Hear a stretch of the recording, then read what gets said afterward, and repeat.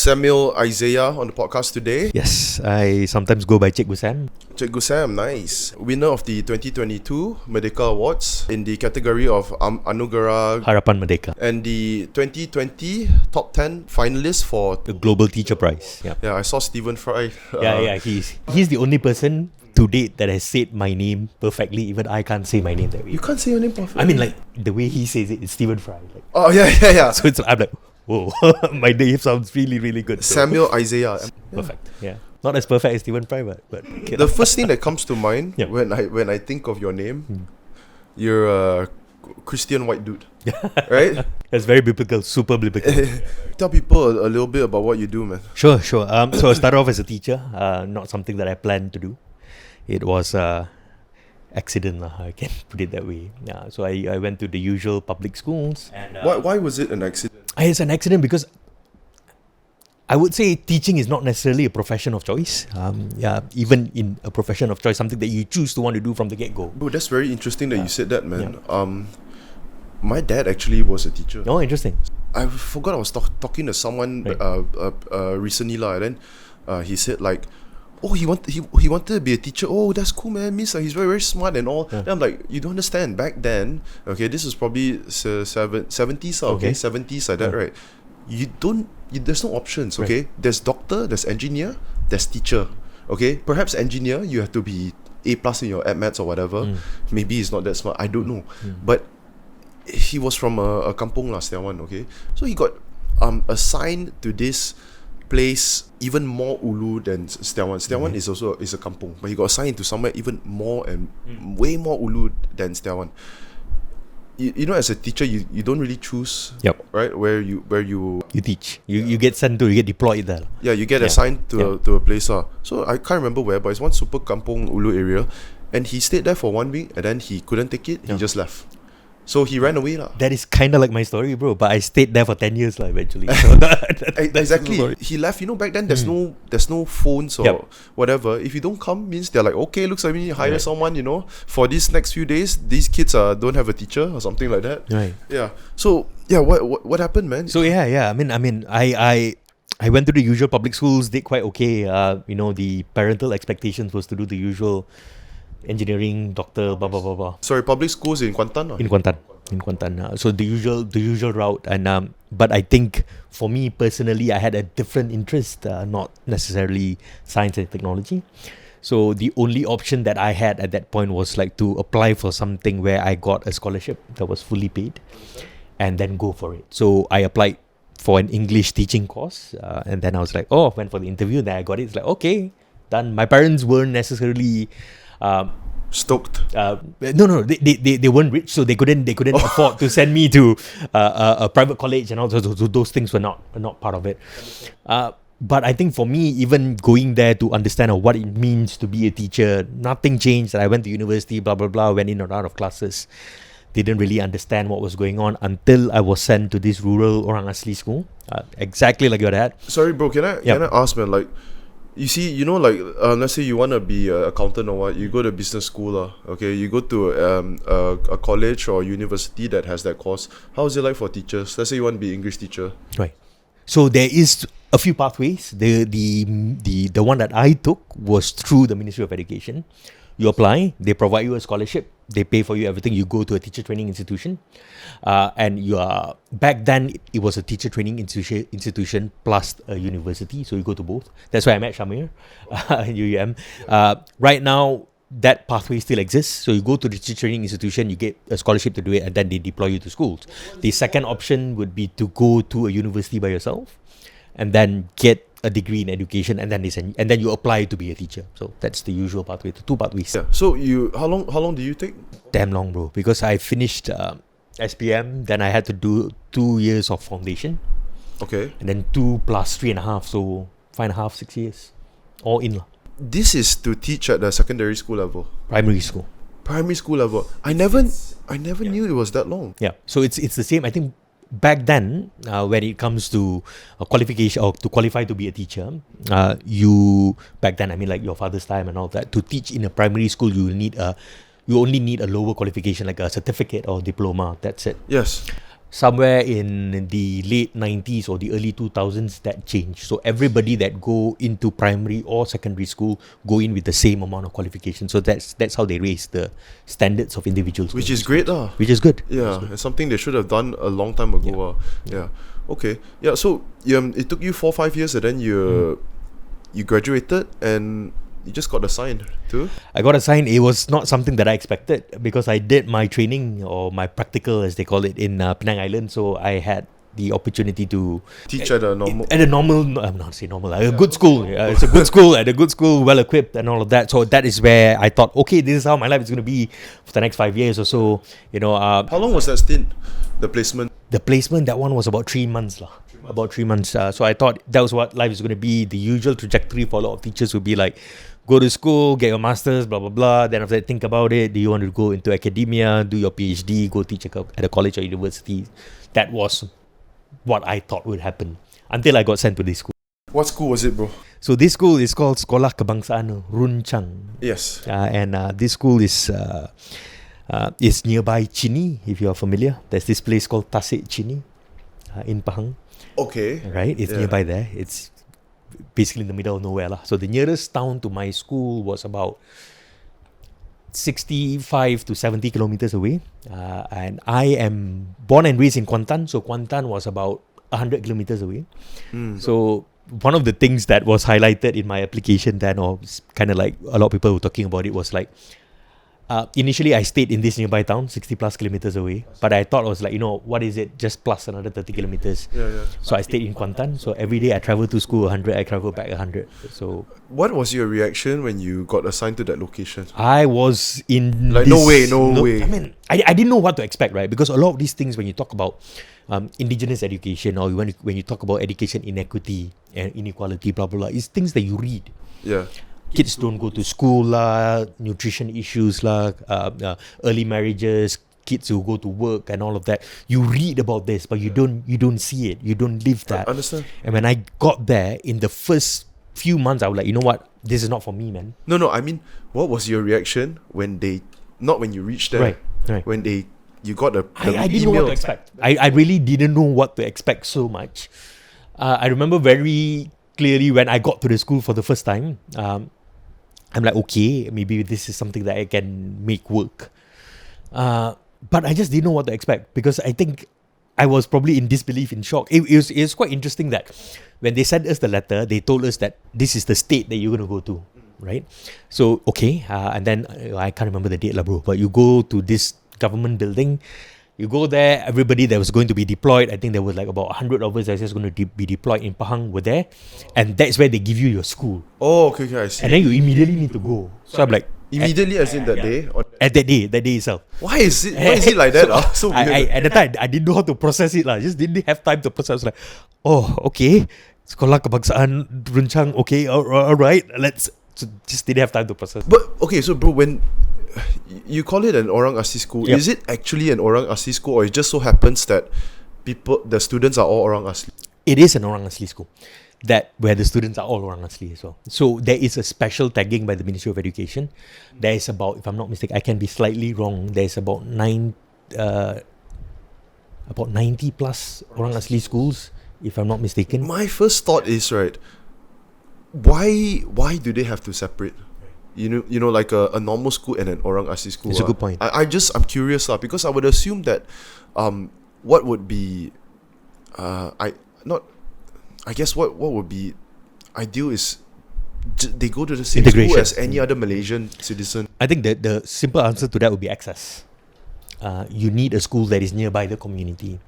For example, my school, the nearest other school was like 50-60 kilometers away. It's just way too far.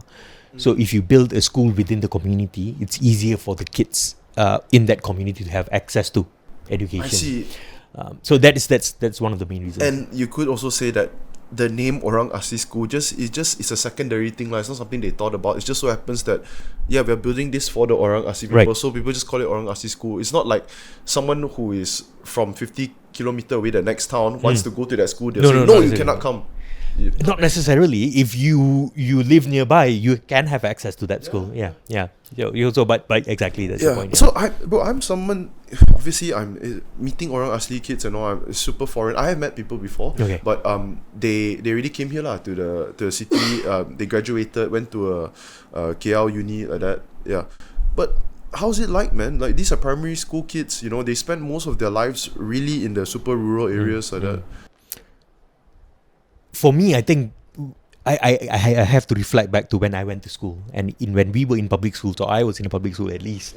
There was just no exposure to who they are, what the languages they speak. When we talk about Malaysian identity, it's always like Melayu, Cina, India, lain-lain. Itu je. Like, that's how limited the scope of it was. So, for me as an individual going into the kampung at that time, to be exposed to the language, to the culture and identity of it, it's just like very new. It's something that I've never experienced before, and I think that was the biggest gap as well. And for them, I think when they were looking at me as well, I was probably one of the few Indian individuals to have ever been there. Who are the teachers usually? They also are like, who are the teachers? Okay, for example, who was the teachers previously before you? I mean, I was the only Indian teacher there. Everybody else was the usual teachers, Malay teachers and all that. Yeah, everybody just deployed there. Yeah, because there are a few feldas nearby, so some of them are from that felda. How big was the school? We had an enrollment of 200 plus. All six forms, sorry, 6 standards. Six standards, yes. But for Orang Asli schools, enrollment and also retention attendance is a big problem. So if we had like, just give you a number of like, if you had like 50 kids enroll in year 1, by the time they get to year 6, half of them understand. Okay, they drop out lah. They drop out. Yeah, bro. So these kids, right? They go to they reach school as standard 1, right? Right. How's their Malay? So Malay is not their first language. So for the kids that I taught, their first language is Jakun. Bahasa Jakun. Which is where the term came from also. Which is a slur. Yes. Which shouldn't be used in that manner lah. But that's where it came from. Absolutely. Understand. So they're from Jakun tribe. They speak Jakun. I used to be able to understand and speak because I was there for a long time. Now not so anymore. But that is so they usually come in with that first language. So that is some of the problems as well, where communication is a problem, how we want to communicate with them. Even the most basic communication will be a problem because they can't speak Malay also. I mean, it depends. I think for certain areas, it has improved over the years because more access to the kampung. I would not say for the kids that I taught they had zero Bahasa Melayu. I don't think so. They probably had 20-30% of it already due to exposure. So you spent 10 years there, right, in that school. How long was the commute, man? So I had to commute 100 lah. So I left my home at about 5:30-ish. And then I get there and these are not highways, bro. These are trunk roads. Yeah, but you drove straight. I drove lah. Damn, petrol. I hope you. Petrol gila lah. I hope you were compensated for petrol. Your own salary lah, most of it. So it's also the roads with a lot of this lorry kelapa sawit and all of that. I think in the mornings it took me about an hour, but coming back usually I leave very late, about 6:30. Wow, why so late? Because I do a lot of extra activities, bro. Yeah, school probably finish at 1. Usually at 1:30 the most, but I do a lot of other things as well together with the community members. Yeah. So bro, you received the Global Teacher Award, right? Global Teacher Prize. Yeah. Top 10 lah, finalist. Top 10. Yeah. How big is this award, man? Like for people that are listening. So this award is widely known as the good thing. The thing about this, the winner gets $1 million. What? Yeah. So it's a big deal. But it can't just be. Because, like, for example, you received the award because of the work that you put in for the during that 10 years stint in SK Runcang lah, right? So the 1 million, it can't just go straight into your bank account. It's like, is it? It does. It does. It does. I thought it has to be like, okay, no, it doesn't. You already have a program set up, like, and then these funds are going to go in. Part of it is as part of it's a prize, you get nominated and all that. So there's multiple levels to it. You need to send in an application, blah blah blah blah blah, and then another part of the question is like, what would you do if you win the $1 million and all that? So there's a proposal that goes into it as well. But the idea of the prize, of which that prize I brought to Malaysia as well. We have the Malaysian version. It's called the Malaysia Teacher Prize. I co-founded this about 3 years ago. This year is in its 4th year. Oh, okay, I see. So to bring that same idea. But the idea about providing that money to that teacher is, number one, to empower and to provide autonomy. Because it's based on this idea that a lot of teachers know what to do for their kids. They've been there for years, sacrificed a lot of things, but how can we make sure that they can realize what they want to do? But I met the founder of the Global Teacher Prize. His name is, he's part of this foundation. It's called the Vaki Foundation. And he said, Sam, even if the winner took it and bought a Bugatti or something like that, fine. That is the trust that they give to teachers, because they understand that if they were to select the right teacher to win the Global Teacher Prize or the Malaysian Teacher Prize, doesn't matter, the teacher's first decision is not to use it for his or her own benefit, but for... I see. Okay, yeah. And that also, it already comes... that is because they already have an eye of what you've been doing, so they know what sort of person... Exactly, yeah. It's a rigorous process. So part of the rigorous to an extent, if I'm not mistaken, the entire process is also managed by PwC. So, they put in all this. For me, I also had to go to the Kementerian Dalam Negeri to get a certificate of good conduct to show that I've got no cases ke apa ke. So they really cover all their bases to make sure that the individuals that they highlight and the individuals that they make top 10 ke and all that. So becoming top 10 and all that is a big thing for the prize. The first Malaysian, right? First Malaysian, yeah. Top 10, did you get a placing? Like top 10, did No. they give you a placing? They didn't. Yeah, so unfortunately, you didn't get a prize money. In some ways, so interestingly, the winner for that year, his name is Ranjit. Ranjit is based in India.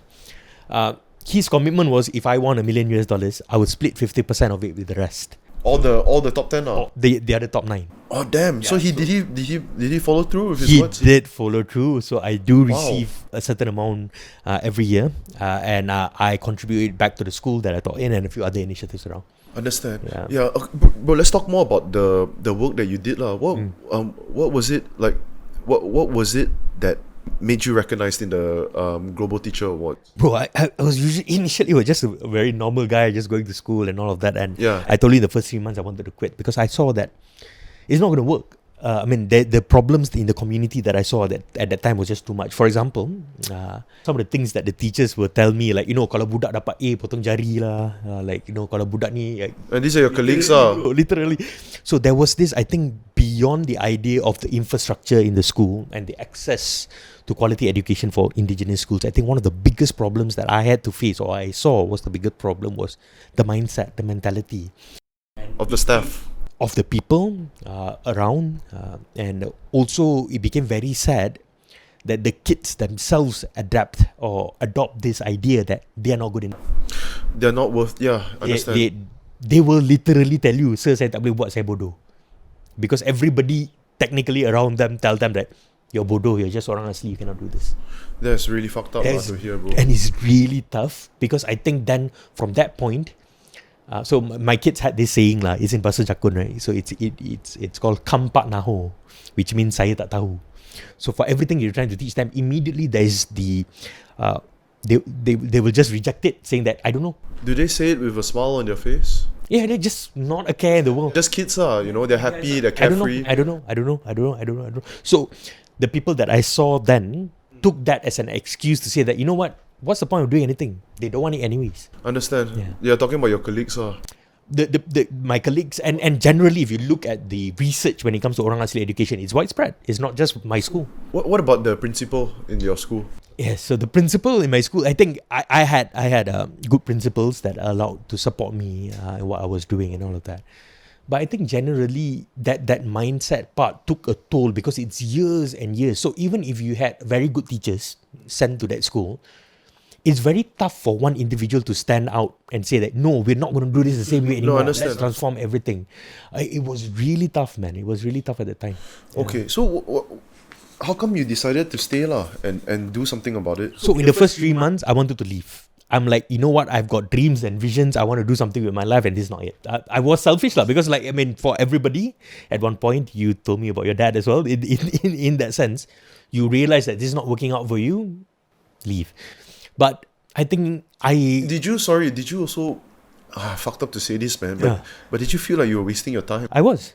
Alright, guys. If this is your first time, second time, or third time watching this podcast, please, as long as you enjoy this podcast, it's made you laugh, made you smile, you learn something from it, do me a favor, hit the like button, hit the subscribe button, leave a comment, what you thought about today's episode, suggestions on who you want to see in future podcast episodes, and enjoy the rest of the episode. Absolutely. I've said this before. I felt like this is not the place for me. So what is it, man, that made you say like, no, I'm not wasting my time, dude? You know, it's a big turnaround. You know, what happened was did you get into a near-death accident or? no.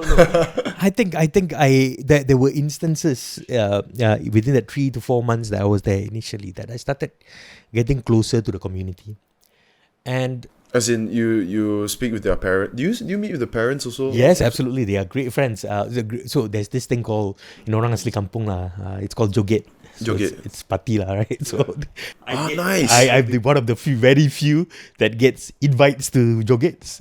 So what do your is alcohol lah? Alcohol and all those things. Yes. No, but So my point is, I started getting closer to them, and I think it was not something that I intentionally did, where I removed all prejudice and all of that. No, I just started becoming friends with the kids, with the community. Just started talking. So the parents, alright. What type of you guys communicate which language? Malay. Parents are usually okay with both lah, so they usually speak a mixture of Jakun and Bahasa Melayu in that sense. So you get accustomed to it quite quickly.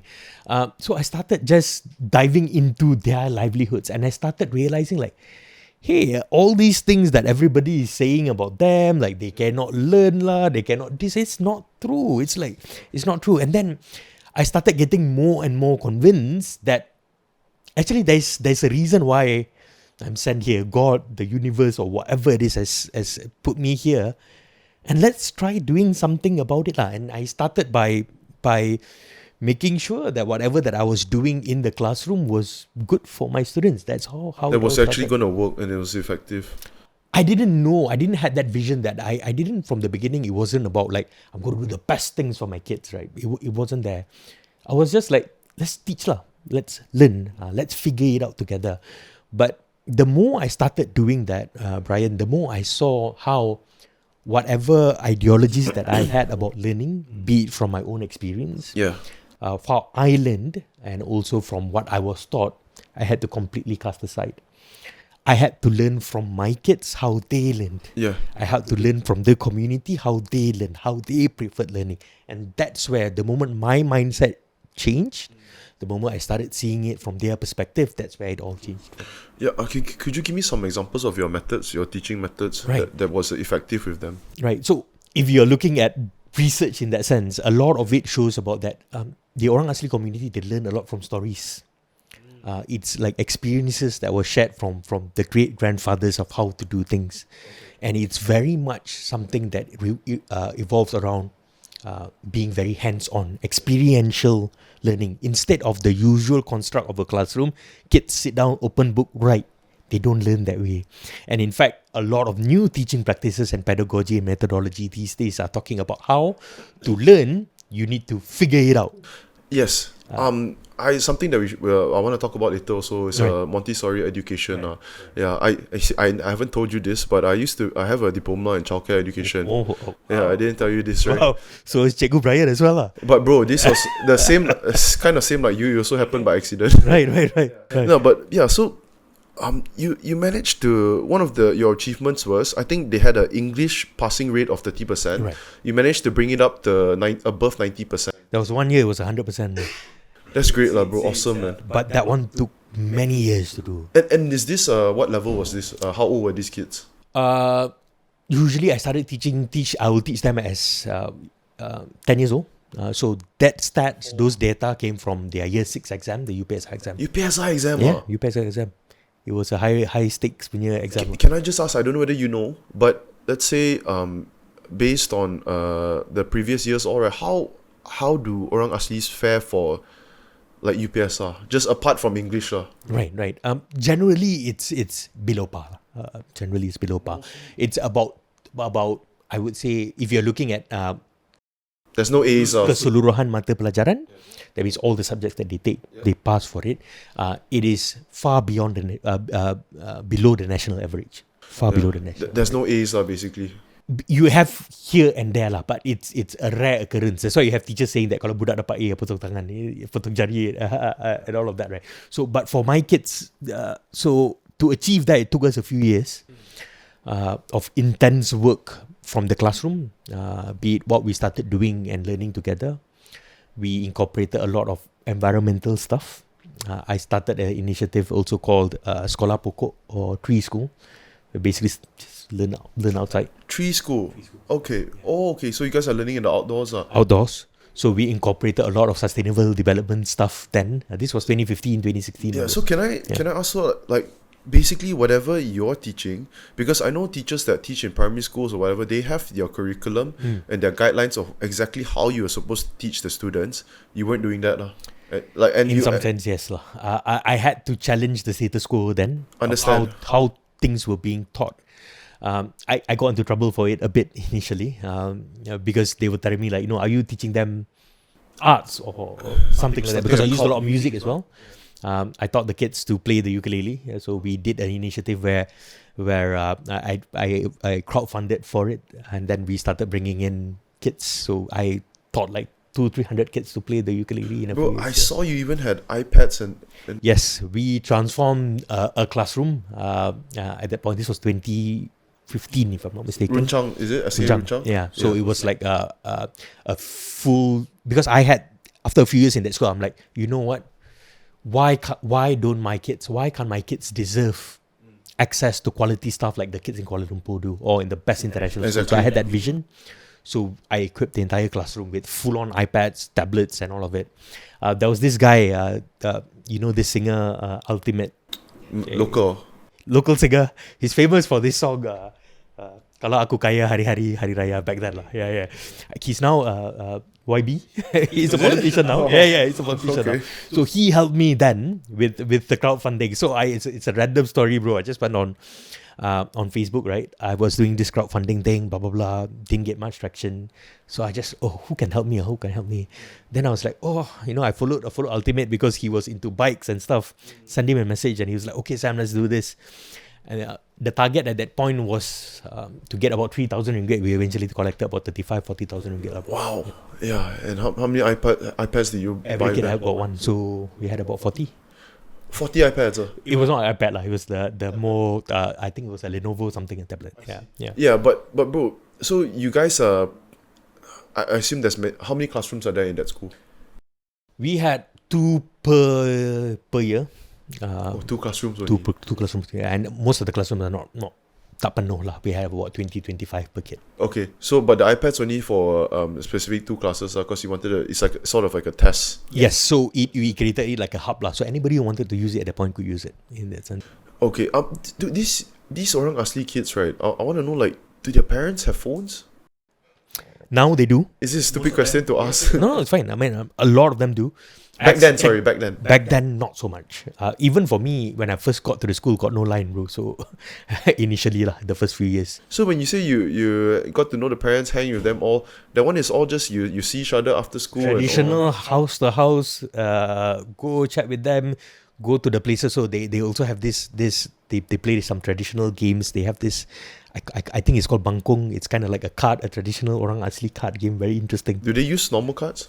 It's a different set of cards. I don't know whether they do it themselves. I can't remember. So I go to these places to just hang out with them. But does it look like normal cards? It does. But it's a smaller size with different numbers and different inscriptions on it. Different numbers? Different numbers and different inscriptions. Is there a Jack, Ace or Spades? I don't think so.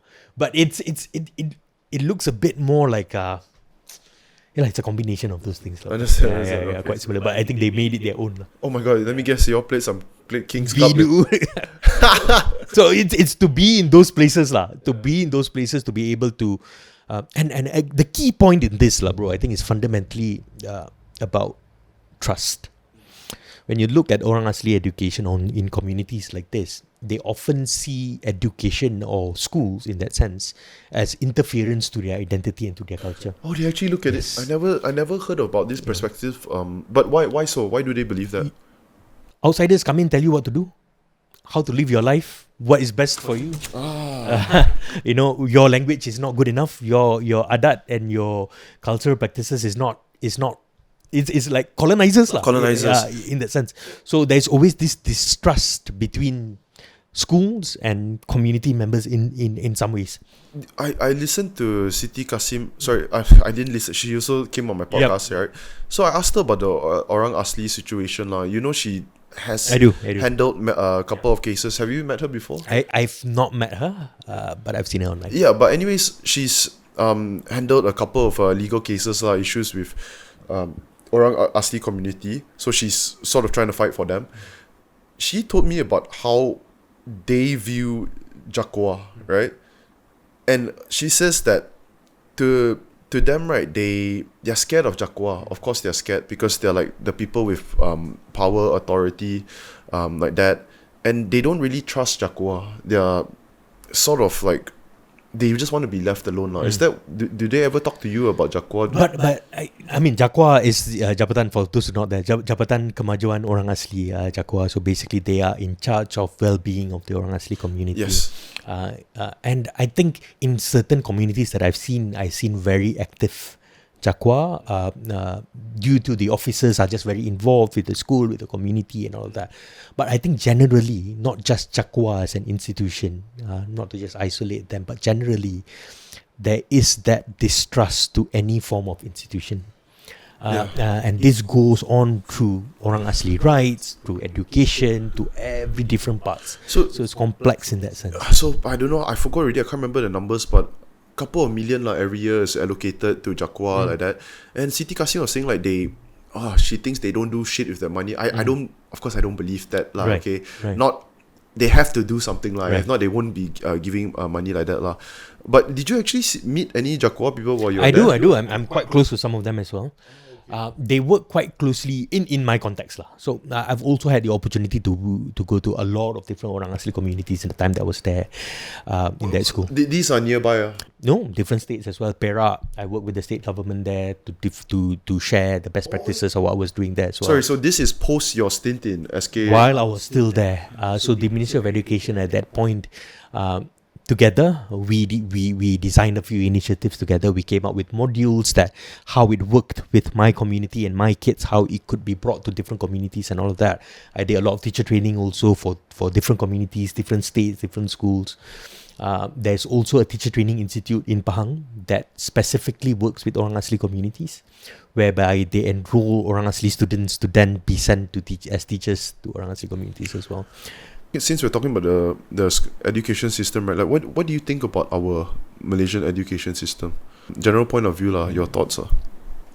I think the one word to put is potential. We've got a lot of potential. Like a lot of things in our country, it seems like we have all the ingredients to make the country one of the best in the region.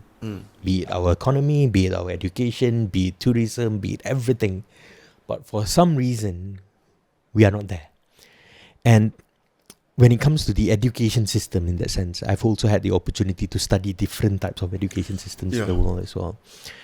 I think that word potential clearly describes this because we've invested a lot. We are one of the top investors in education within the region, in the world as well, compared to our GDP. If you look at our budget allocation, a significant amount of biggest allocation actually goes to the Ministry of Education. You're talking about in Asia, In Asia, yeah. And also compared to our GDP in general. So they look at that percentage, right? So we invest a lot, even compared to some high-performing countries like Singapore, South Korea, and all of that, those countries as well. Yeah. So my take on this is that we've got a lot of potential. It always seems like we do a few things right and then a few other things fall apart. We go towards this side and try to fix that, blah, blah, blah, then this one tak jadi. It always seems that way. And I think as Malaysians in general, our perception towards the country as well, it always feels like Malaysia is there, but not there yet. Bro, like, I mean, every country is going to have their criticisms of their own education system. What do you think is, like, the biggest criticisms that us Malaysians that we talk about when we're talking about our education system? I think we always go back to this rhetoric that for right and wrong reasons that it was much better back then. You know, like I think the narrative that we always said, back then 15 years ago when we were in school it was damn good. Now it's shit. You know, when I was in school this that blah blah blah. But I think that kind of rhetoric needs a bit more substance and evidence to it. The education ecosystem in Malaysia has also changed. Back when I was in school, at least, private international schools was not open to anyone. What do you mean? I didn't know. Back then, even if you had money, you can't go to an international school. Everybody went to the same school. You had to be public schools. An international. Unless you were an expat coming to Malaysia, or your kids were just studied abroad for a long time and you come to Malaysia. And But all private that, right? institution you can, right? Last time. Not so much. And in that sense, if you look at Singapore, Yes. everybody goes to public schools except you're an expat. Oh, so they don't have private schools. They do have it, but it's not open to everybody. Everybody must. So that is one of the mechanisms that they have in place to ensure the quality of public schools in Singapore. It's consistent. It's consistent. It's Understand. top notch in that sense. In Malaysia, the option to open it to private schools, like there are some private Chinese schools as well, came much later. So back then, we didn't have a choice. Even if our parents had money, Yeah. go to public schools and you figure it out. Yes, so definitely you agree that that's like how Singapore is doing it, right? Where everyone should just go to the same public school. Most people are, sorry. I think there's two sides to this argument lah.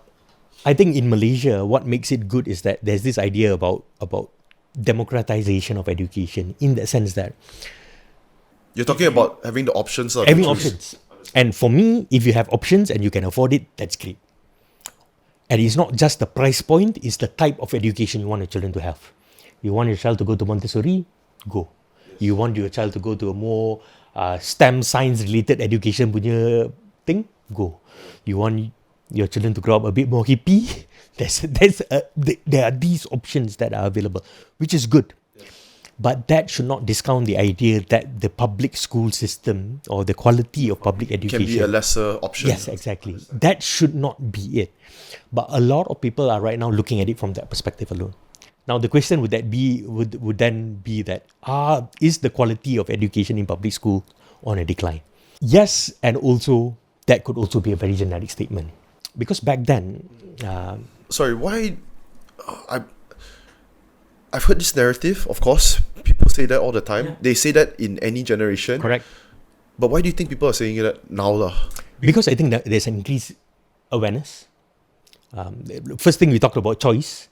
There was not much of a choice back then. So you go to what you have. The second one is awareness. The third thing would be there's something called PISA scores. So there is this organization, an international body that is called OECD, and even organizations like the World Bank. They come up with standardized assessments to evaluate education quality among different countries. So back then, we can say, if Malaysia education is good, who are you comparing yourself to? Tak ada. There is no standardized comparison. Okay. Now, there are ranks, right? So you can't say internally we got a good education system, but when you look at global rankings, we are when you look at the facts, the lower quartiles. Yes, yeah. So these factors come together. So from all you know, back then may not be as good as it is painted to be. Yes, because there wasn't a system where people could rank. Absolutely. And if you look at the Ministry of Education, like we mentioned earlier on about primary schools having degree only. Back then you have a certificate, you have a diploma, you can go into it and all of that. Now it's all degrees. The entry level into teacher training, for example, I think now the minimum is like 8A, 7A. It's very high. It's teacher training. Yeah, it's very hard to get in. Shit, I can't be a teacher, bro. And a lot of these individuals that go in, a lot of these individuals that go in are top scorers.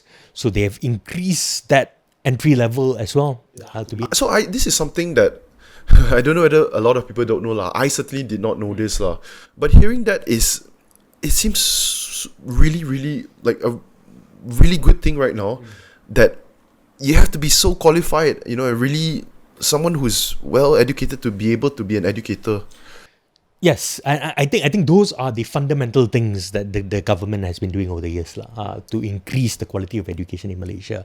So in 2013, they came up with something with the Malaysian Education Blueprint, where they came up with different phases of what kind of things that needs to be done for Malaysian education to accelerate or go to very high standards. It was done together with the likes of McKinsey and all of that, so the quality is really, really there.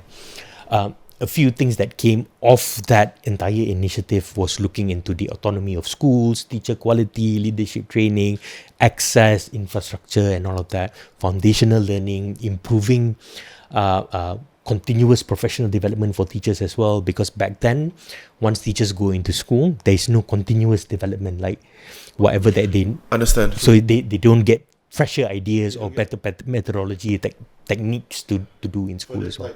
Like consistent training throughout your career. Correct. Yeah. But one of the key things that nobody expected to happen was also COVID. I think that really took a toll on the Malaysian education system and a lot of other countries as well. Can you talk a bit about like what were the impacts, man, of the kids, especially the kids who were 6 years old, right? And then COVID happened, and they basically they have to graduate at an older age right now. Yeah. Like you see the statistics.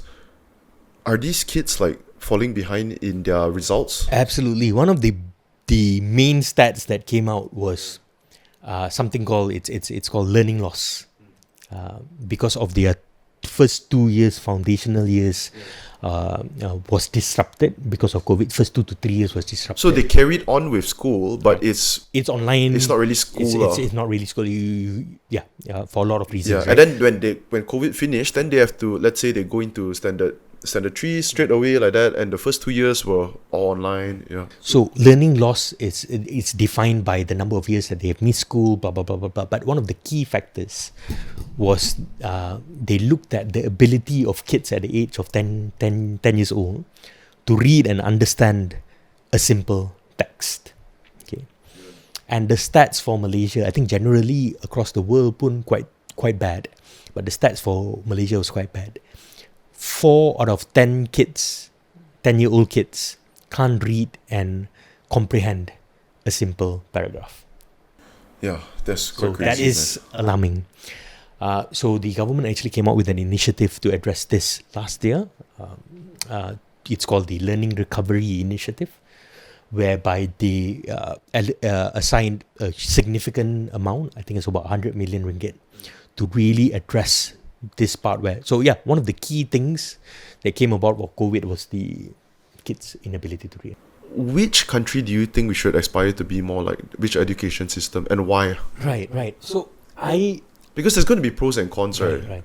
I was in Brazil a few months ago, and I had the experience of visiting some of the schools, and bro, the kids there had the different vibe that you get from them. When I went to the school, was like the kids were super happy. Kids are sad. I mean, like they're not like if you compare to kids like in Singapore, like stress, like exam stress, blah blah blah, like very tight like that, right? The kids are just in their groove, samba, blah blah blah, dancing. They're very expressive. They came on to us and they spoke. You felt like, wow, the schools here are damn nice, right?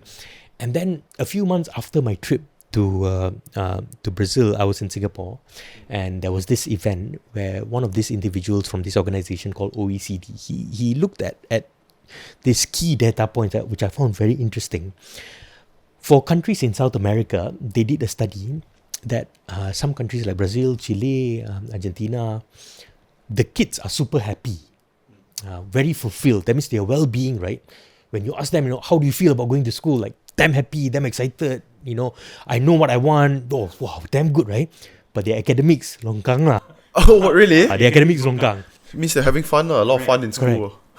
On the polar opposite of that, you look at stats from the countries like Japan, Singapore, South Korea, the kids do superbly well academically. No, nothing about learning loss, cannot read or nothing. There's not an issue. But they fucking dread. But the kids are not happy, bro. So I'm like, in Malaysia, we had this aspiration whereby we call it holistic development lah. So we don't want to create kids who are super happy, but in layman's terms, super happy but stupid, but not super smart but not happy. We don't want that, because there's a lot of repercussions that happen. Of course. So, but there are some countries that have managed to get this balance really right, and some of these are Scandinavian countries, Nordic countries like Finland, for example. That's why the Finnish education system is often looked at as one of the most comprehensive and is most complete in that sense. So if the question is to be about which country that we should be aspired to be, or has Malaysia tried to be like, it is the likes of Finland, whereby you have balance. Is this something that the education department in Malaysia has that made it a point that openly already said that okay, they're trying their best to emulate this sort of system. This is something that they, how do you say, they aspire to be. Do They have. So if you can look at some of the key policies that they have introduced over the years, that's why these days there's no UPSR anymore. Oh, I wanna let's talk a bit about that because you know we took all three exams, right? Major exams, SPM, PMR, UPSR, and I think they just took PMR. They recently took it out, or UPSR was the one they recently. They removed UPSR entirely, and they made it into something called a school-based assessment. Yeah, and how does that work? Okay, so the assessment works in a way that there is no more exam scores per se alone that justifies the achievement of that child. Yeah. So back in our time, you get A means you good, you get C means you are shit. So Yes. that's how it was. But they added different components into it. So there's something called tahap penguasaan, or levels of mastery, if I can put it that way. It goes from 1 to 6. So the kids are evaluated the entire year. It's based on what they do in the classroom, what projects they deliver, if they go up there and they do a good presentation, or they come up with a very good project talking about volcano ke apa ke, like the rainforest and all those things are considered in their assessment. This is awesome because It's awesome. because you can't fuck around for 10 months, Right. and in your final exams you just do great. Exactly. I was But also the other part of it is to say that you're not just solely evaluating a child's exam taking skills. 100%. It's everything in that sense. And I've got to admit I was a always cramming last minute student, and a reason why I could get away with it is because you kind of know what you have to do. You want to score good. You want your parents to see how many A's you have, right? So the whole year, maybe 80% of the time, I'm not really paying attention, not really focused. Right. Last 2 months I crammed, which I think was something that a lot of kids could do because they could get away with it. Right. Now they can't actually do that anymore. I think that is also the part that the future is uncertain in that sense, and we are seeing that a lot of jobs that used to be the target for a lot of individuals, like doctor lah, this and that, those pathways are not very clear anymore. For example, you can get money by starting up a podcast or doing something here and there. Yeah. And what's most important is not so much about your ability to answer a test for that, but what kind of skills are developed in schools so that when you go out there, you can be street smart, you can figure out like critical thinking, to be creative and all of that. So that was the idea. That was exactly the idea that came about trying to emulate these countries. There's one word we haven't mentioned yet. What is it? AI. AI as well, exactly. So the onus on the education ministry or the education ecosystem in a country is to prepare kids these days for jobs that may or may not exist in the future. So you don't know. And the more we look at this in that sense, it's about what kind of skills can we teach you instead of what kind of subjects you can master. Yeah. I'm not sure at all, right? But Right. do we have any sort of AI learning in school? We do. We do. So the Ministry of Education actually came up with a blueprint Yes. of digital, I think it's called digital blueprint, Pendidikan Digital, where to see how it can be integrated. The Ministry of Education also realizes there are certain areas that they can't do by themselves. So they partner with the likes of Google, with Microsoft, with Apple to provide training to teachers to do this in classrooms. Yes, they exist. So literally teaching the kids how to utilize ChatGPT, stuff like that. Absolutely. It's already that. You see, right?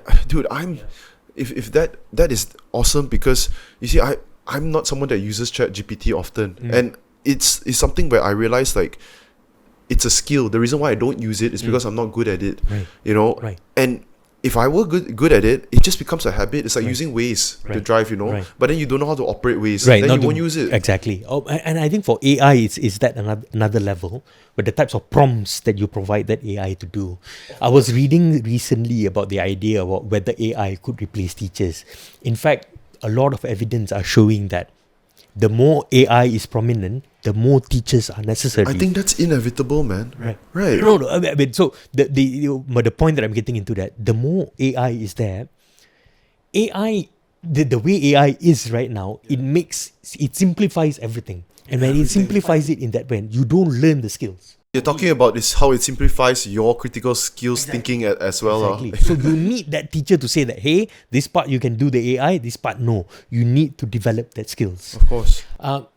for example, so for the past few months when I was posting things on social media for my company and all of that as well. Yeah. And you haven't talked about PEMIMPIN also, but later. Yeah, we start using captions and all of that. And I'm like, I used to write this on my own without AI. Now I'm like, I can't remember anymore. And there are more and more jokes out there, right? That people are just using AI for everything. Like, bila cikgu tanya soalan, tanya AI dulu. Saya dengan ini, like it becomes very robotic. Bro, I haven't been in school for 10, 12 years, 15 years now, okay? High school here, okay? I don't know how it's like, man. Can kids bring phones to school? So they can't use it, that's for sure. They can't yet. But I think the ministry is also looking to pilot some initiatives. Because I think the point here that they need to look at is what kind of regulations that they need to put in place. Because, you see, I was saying that because if I were to compare to myself back then, right, whatever homework I had to do an essay or to do some stupid sejarah exercise book or what, bro, you can just get all the answers straight away on AI right now. And kids are very much doing that, right? And how do teachers make sure that the kids are not doing that? Or do they want them to do that? I don't know. Today I was looking online also, there was this guy who graduated and he brought his laptop, right? And in the graduation video, it's like, I did all my assignments on AI. Ooh, like, and nobody caught it, right? I'm like, yeah. So, yeah. No, but there is one thing. Okay, that is the one thing that a huge major examination like SPM, right, where you cannot get away with AI, because once you're I would imagine these kids, right? A lot of them are so dependent. Maybe it affects their SPM score. And that's why it's important for teachers to be equipped with the skills on how to use. We cannot run away from AI. I think the idea of not using AI at all in schools is a stupid thing to do. It's going to be there. It's going to get better. It's going to get smarter. Understand. So how are teachers actually integrating it? Coming up with very clear barriers to say that we need to develop these skills without AI. Now we're really strong at this part of it. Now let's use AI and see how we can. It needs to be integrated in that sense. You said we cannot run away from AI. Cannot. So Impossible. In the AI world right now, right, there's two sides, okay? One side where you cannot run away with it. We might as well do our best and humanity will flourish with it. The other side of it is this AI will mean the destruction of humans and our humans, okay? We will become enslaved by the AI, and usually the ones that are in favor of the of AI, of AI flourishing and excelling, right, are like Sam Altman's okay, the people who are the CEO's head and all that. What do you think about that, man? Like, don't you think that AI, if we are already seeing a lot of evidence, this is like Terminator stuff, I mean, like no, bro, you see, right? It's right. So crazy because It we all talk about this shit and then we say, it's like Skynet, Right. But what do you mean? It is happening. I mean, our approach to technology has always been like this. I mean, a few years ago when it was about smartphones, everybody said the same thing. People become stupid because of smartphones. A few years before that, it was computers. A few years before that, it was internet. So it's the evidence was definitely nowhere near as scary as it is right now, I mean, back then nobody knew this was the potential, I think everyone's response towards technology, when it comes to education at least, that is why there was a huge thing back then. I mean, like 15, 20 years ago, when textbooks were about to go online. Oh, cannot. We need to read from a book. We need to get the feel of it. That only. I mean, now when you think about it, that is so obsolete. And honestly, since you are especially because you are in education department, right, AI is really hand in hand. You cannot. It is. You cannot escape it, You cannot escape it. And I think there must be. So for some countries like the States, for example, they were very advanced in bringing technology into schools, and now some states in the US are actually taking it back. Because for a lot of foundational learning, the kids are just too much into technology, too much into computers and laptops and tablets and all that. They are losing out on this foundational skills that they should get. Critical thinking skills is diminishing. So moderation is something, regulation is something that needs to put. But there shouldn't be a blanket policy that says that no AI in schools, no technology in schools. I guess you see the dangerous thing when you're talking about just AI in general is we know the fact that these CEOs of all these companies, there is nothing that is going to stop them from making more profit. Right. Absolutely nothing. The destruction of humanity is not going to stop them. Right. So that is the scary part. Yeah. Oh, let's talk about teacher pay, bro. Right. Oh. Yeah. Okay. So I just searched out of curiosity. I wanted to see entry level teachers in Australia and Singapore. Yeah. Vishnu, you wanna take a wild guess? In Australia, how much teachers get? Entry level graduates. At least maybe 5,000 Aussie. I was expecting something like that lah. They get 7,000, bro. Yeah, entry right. Yeah, that's It's Singapore is much better. Singapore is Singapore is in Sing dollars is less. But why do you say it's better? Sorry. So Singapore, I saw it was around 3,200 like that. Sing dollars. Yeah, Sing dollars. Yeah. Yeah. So why do you say it's better than Australia? I wouldn't say it's better than Australia in that sense, but if you look at the stats about I'm not sure whether the Australian schools are all public schools or not, because we need to look at because when you take the average, they usually take the average of public and private schools. Private schools usually pay a bit more in that sense. Singapore is one of the countries that actually pay quite well. I've got a friend who his name is Kevin. He just won the award for the President's Award in Singapore, one of the best teachers there, I think last year lah. Cool guy lah. I think if he's in KL, maybe you guys can chat with him to understand a bit more. That would be interesting. And man. he was like, "Oh no, let's go to different parts of the world to see whether." So he was like looking at different parts to go. And be like, he's like, "Bloody hell! Getting paid so much better here. There's nowhere else to go." So about teacher salaries and teacher remunerations, I think it goes back to the first idea that we spoke about, making teaching a profession of choice. Salaries is actually one of it, because if it is competitive, you attract the right people to want to apply. I wanted to ask you, so do you think there is a direct relation with teacher pay and the quality of teachers produced? One of it, absolutely. Absolutely. Even you heard my story itself, right? I didn't want to be a teacher in the beginning. Eventually, it became a calling, and that eventually getting close to the community and all of that. So if we want to retain and attract the best talent in teaching, a significant investment has got to go to the remunerations of the salaries. But that being said, I think comparatively to different public service in Malaysia, we are not bad for teachers generally. In fact, I would say doctors also get paid not enough these days. In Malaysia? Yeah, there's a huge problem now, a shortage of doctors. Yes, even I think police officers as well. I think Shami quoted 1.4. 1.4, and then you get in and immediately become B40 and all that. Yeah, this is before the extra allowances but still 1.4 is crap. It's low. And I saw just a couple of days ago, they were having it's like an interview session in somewhere in KL, right? Yeah, the Singaporean Singapore people are recruiting Malaysian recruiting Malaysian doctors. You know how much was the package they're offering them? I saw like 30k ringgit. No, 300,000 ringgit. A year lah. Yeah lah. Yeah, which is crazy. 30k ringgit lah. Yeah. It's not competitive, and then I think most recently. Why would you want to work here if you're a doctor? Exactly. And that's the civil service, the public service. And I think recently there was this huge debate about the allowances for overtime for doctors and all that. But let's going back to the idea about teachers, right? And making teaching the profession of choice. Salaries is definitely one of it. Yeah. But the second part of it that's always looked at is the status of teachers in society. Back then, teacher status were up there. It was highly looked at as because the job was noble. And there's no options. No, but back then, it's a respected profession. Because what else are you going to study? That's part of it. One of your options is you're going to run a food stall. Yeah. You didn't need to study it. Yeah. So obviously you respect something you had to get a qualification for. Yeah. I would assume something that also definitely is going to help teachers' reputation is what they implemented in the, what you said, 90s, 2000s, where teachers now, you need to get at least 8 A's like that. Right. Yeah. So that's one of it as well. But the point that I was getting into, so in for Tamils or for Indians, right?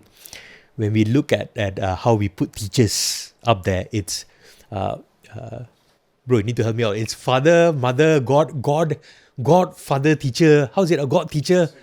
Sorry, the ranking, bro. Of teachers in society, right? This guy don't know, bro.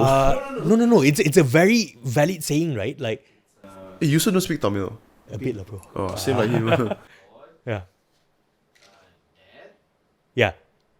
So basically, right, for Indian culture, right, it's God, parents, teachers, and then everything else. Right? I see. Okay, so your status in society, societal status, not talking about salaries and all that. Like when people say like, if you're a teacher, whoa, respect. But these days, there's been declining.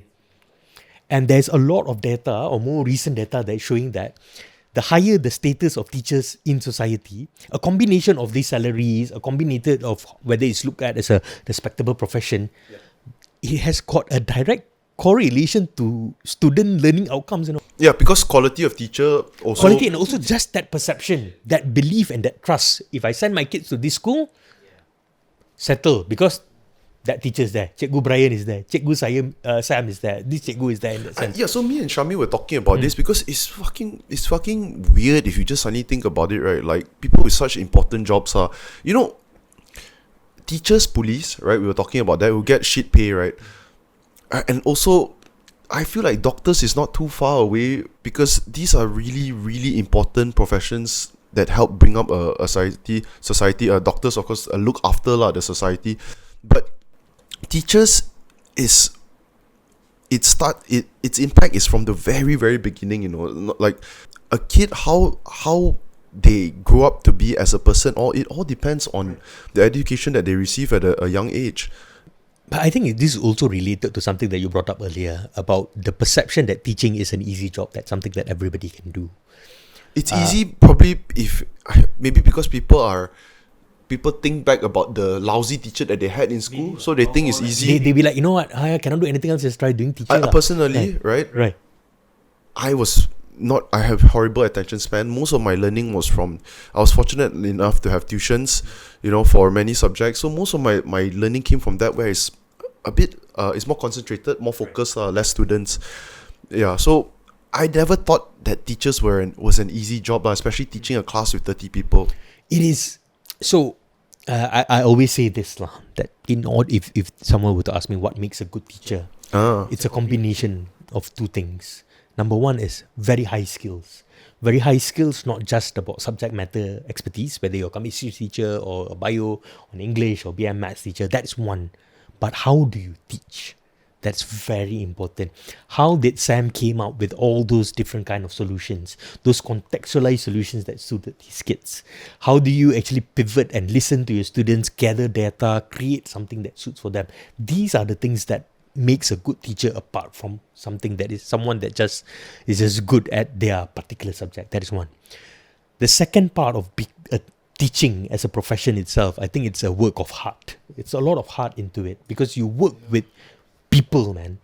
You develop kids, because I can make a lot of power, for Passion, a teacher. Passion, because you can make or break a child just like that, I told you the story about these Orang Asli committees, about how, bodoh and all. Imagine growing up, going to school every day, and someone is telling you, you're not good enough, you're not good enough, you're not good enough. Imagine if your parents are telling you that also. Exactly. So my point is that it needs that combination of that too. And that's what makes the teaching profession on its own tough, complex. Only the right people can do it. Yeah. Bro, I was just thinking about this, dude. I don't even have any friend or friend's friend that is a teacher in a public school. Even private school, I don't know whether I have. Okay, but yeah, yourself, did you have many friends when you were growing up? Not really. I think even in my closest family circle, not even one. Not even one. Yeah, you got any friends? Secondary school, Yeah. the girl who sat next to me, I found out she became a teacher a few months ago in government school. I see. Yeah, so she teaches English and Yeah. she likes it. One, yeah, you have to like it, You have to. Yeah. You have so to. so here's the question, okay? Because just now you were talking about number 2, something really, really important in what makes a good teacher is heart and passion. Right. And skills. Number 2, Number 2, it needs to go together. Understand. What do you think, okay, is the percentage of teachers that want to show up at work every day and they are still passionate? Because I know some teachers, of course, you can be passionate for your first 2 years, and then you realize kids are pieces of shit. They can be assholes, and then you just give up. I've seen that in teachers in school. They just 40 kids, 30 kids at the same time. It's just like I look at this teacher, right? Okay, and I see she's aged not so well and all, and I thought, damn man, 20 years ago, I'm sure you didn't have the same enthusiasm as you have now, lah. It was different back then. I don't know, but yeah, how many % of teachers do you think are enthusiastic every day and passionate still? I think when it comes to teacher motivation, this is something that a lot of research is going into right now. And Oh, really? I thought it's something very hard to quantify. No, because people leaving the profession is a big thing. Teacher burnout is a big thing. Yeah, I think there were some stats showing that untuk psychiatrists in Malaysia, the ones that are actually going for a lot of this, is a lot of them are teachers. Yeah, because they go through a lot of pressure due to expectations, having to deal with the kids and all that. So teacher motivation and teacher burnout, teacher well-being is an area of study that a lot of individuals are looking into. We see that certain trends, I'm not so sure whether it includes Malaysia or not, but generally, just for our conversation, the first 5 years is when teachers are at their peak. Everything works out for them. And I think this is also quite synonymous to a lot of different professions as well. When you start, first 5 years, like I want to be the best producer, I want to be the best, this bang, bang, bang, you go over, and then life hits you, right? I think also, yes, it's a lot of professions like that, but perhaps some of these professions, right, the pay growth over the years is maybe it's better, so maybe it's easier. Exactly. So then after that, you tune your part into like, okay, there's something that I need to pursue, which is a salary. It gets better. But because the job is a job that requires passion, and that's where the concern is. And on top of that, it takes a lot from a teacher. You see stories like teachers having to come out of their own pockets to buy things for their kids. In certain countries, like all the resources in the classrooms come from the teacher itself. Those things also contribute to it. But generally, when you want to talk about motivation, the trend show that the first few years, after that 5 years, it started going down again. And that is where a lot of intervention needs to happen. By intervention, we mean training to how we can improve the teacher's emotional well-being or mental well-being. That is very important to look at. But most importantly, to make sure that the environment and the ecosystem in the school helps the teacher. And lastly, career progression as well. Career progression. Huge thing. So, So for career progression for teachers, there's a few pathways that we are looking into right now. You can either go to the master teacher pathway, where you become something called a guru cemerlang, where you go and then take your masters and it comes with gaji yang lebih. Of course. They will give you a promotion, dipercepatkan, it gets faster. Something on your resume that will affect your pay also. Yes. Yeah. So they give you a significant pay bump. So these includes. Can I just ask, just for my knowledge, okay? Graduate teacher, I saw the stats is about just under 2,000 okay. A teacher, let's say you're in a public school, same school for 10 years. What is the progression, if you have a rough idea? Actually, it's all publicly available information, bro. But can go and double check whoever's listening. So you go. Can you help check? Teacher 10 years. 10 years. 10 years, you will go up to 6K plus. Okay, that's not as bad as I expected. If I'm not mistaken. Okay, yeah, it's actually not as bad as I expected. Yeah. Because you go your first jump from so it starts with DG41.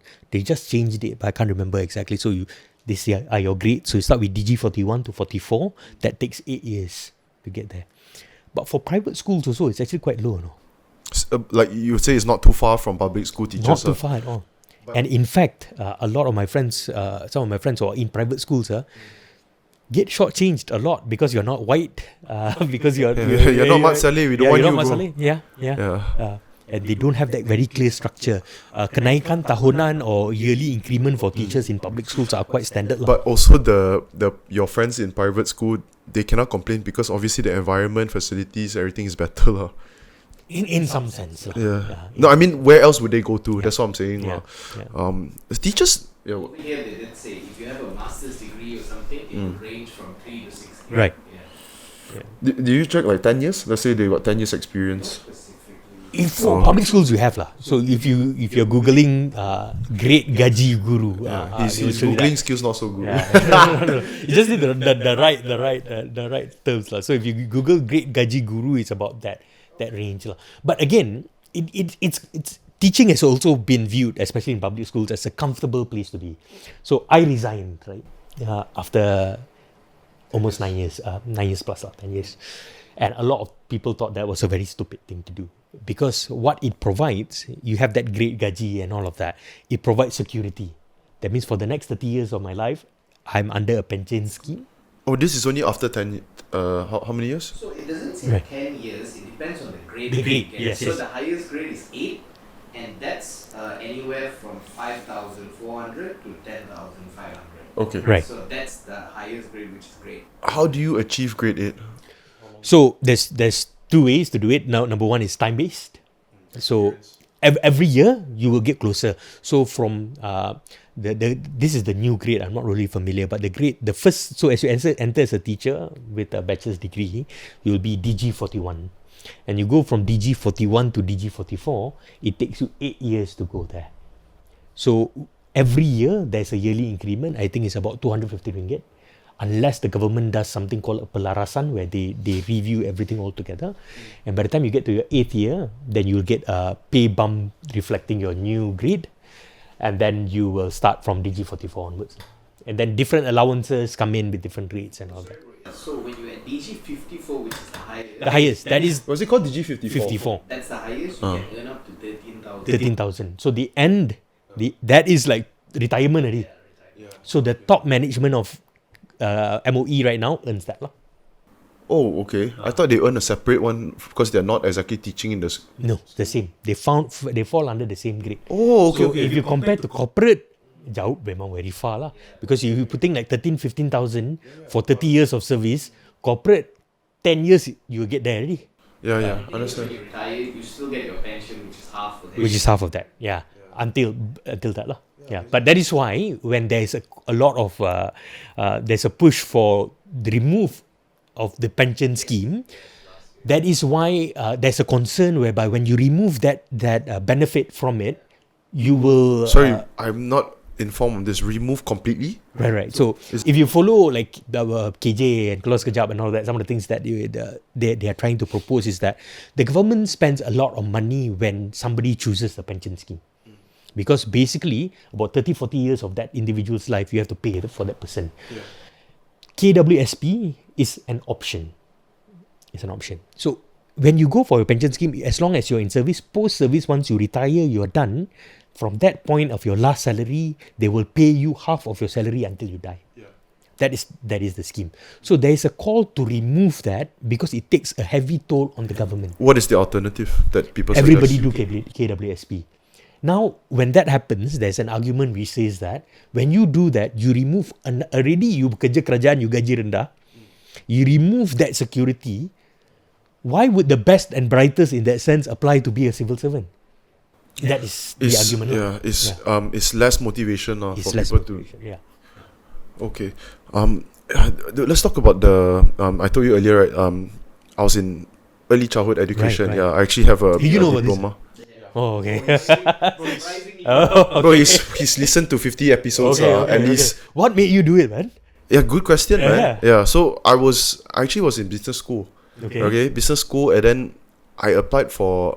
My degree was business management. Okay. As you know, it's a super general degree. Let's say if you're in business school, there's accounting. Accounting is a little bit more specific, right? And there's a demand for that skill.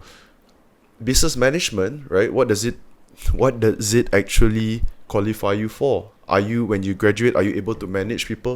Not necessarily. It's pretty much general. Even the coursework all was a lot of theory, stuff like that. Just a stuff. It's an entry-level degree to any corporate job, technically lah. It is. Yeah. Okay, it's exactly that. Yeah, so it's not on the skilled list. I was pursuing a PR there. And we found this, we thought of it as a hack lah. PR as in Permanent residence. Okay. Yeah. So I couldn't get it. So this is a in story. Malaysia or?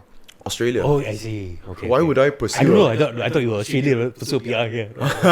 I'm not Australian, man. Context. Okay. Yeah, I'm not an Australian. Okay. Yeah, so I was pursuing that, and because so what happens after I graduate? Then I was working a while. Then you keep trying, and then the immigration agent will tell you like, okay, we have to see, maybe in a couple of months, then they might raise or lower the points. We don't know point requirement for you to apply. Okay, just apply. Don't know whether you get it. Okay, but of course, if you apply, there's already a chance. Yeah, so the hack that we found out was, early childhood education is suddenly is hot. Yes, it's hot. And not only that, it's a 1-year course. That's about it. Just 1 year. So you do that for 1 year and you can straight away apply. So when I did it, okay, I showed up in my, let's say my uni first week of school, right? It's all China students, okay? All China students. And I'm like, whoa, I didn't expect this. And then you understand the trend lah, okay? People heard about this also. International students who are just like me, they probably heard this from their friend also. So everyone started doing that. And by the time I graduated from the course, the points requirement went up a lot. And it was no longer enough, sufficient. You needed to do other extra stuff, translation course, for example, open a business or something, invest some money, then you get more points, or marry of course, common one, marry a local, a citizen. Those sort of options. I didn't, people, I've heard from my China colleague, right, so in my course actually, right, I had a colleague that I was doing the placement with, right. She took that path, man. She paid some local dude. She was a China international student. She paid some local dude to pretend to be her partner. They have to take picture, hugging, kissing, WhatsApp messages, proof and all. And she got her PR. Yeah, and it's not too uncommon, man. People do that. You have to pay money lah. Yeah, for people to do that. So anyways, I could not get the PR. And then I came back here when my visa ran out. I worked in real estate for 2.5 years. Yeah, I was working while studying also. And then I came back here lah. Yeah, and yeah. So just now I was talking about childcare education. Early childhood education, kindergarten. Over there, it's the norm, right? Is Montessori education. Okay, ours in Malaysia, do you know what it's called? It's a mix. So for public schools, we have our own curriculum, but Montessori education, in that sense, I think there are components of it that's integrated within the current curriculum itself. For kindergarten? Yeah, for preschool. I went and checked, right? There's actually no specific guideline for syllables and all for kindergarten in Malaysia. There's guidelines, right? Teacher framework of how you should be, but syllables all don't really have. Ada. Yeah. I just went. You need to go to the curriculum division to find it out. So for preschools, preschools are under two different ministries. It's not necessarily under Kementerian Pendidikan. It's also under Kementerian Keluarga dan Masyarakat and all of that. So that's part of it as well. But the ones that is regulated tightly are the preschools within public schools. I think when we were young, we didn't have it. So now a lot of public schools got preschools inside already. Understand. Yeah. So that one is highly regulated. Yeah. But generally for everything else, there is MOE regulates it a bit, but depending on. You're talking about like independent branch itself, right? Yeah. Okay. Understand. Yeah. So, I'm interested to know because it's really, really different, man. Montessori style education. Yeah. What are your thoughts on that?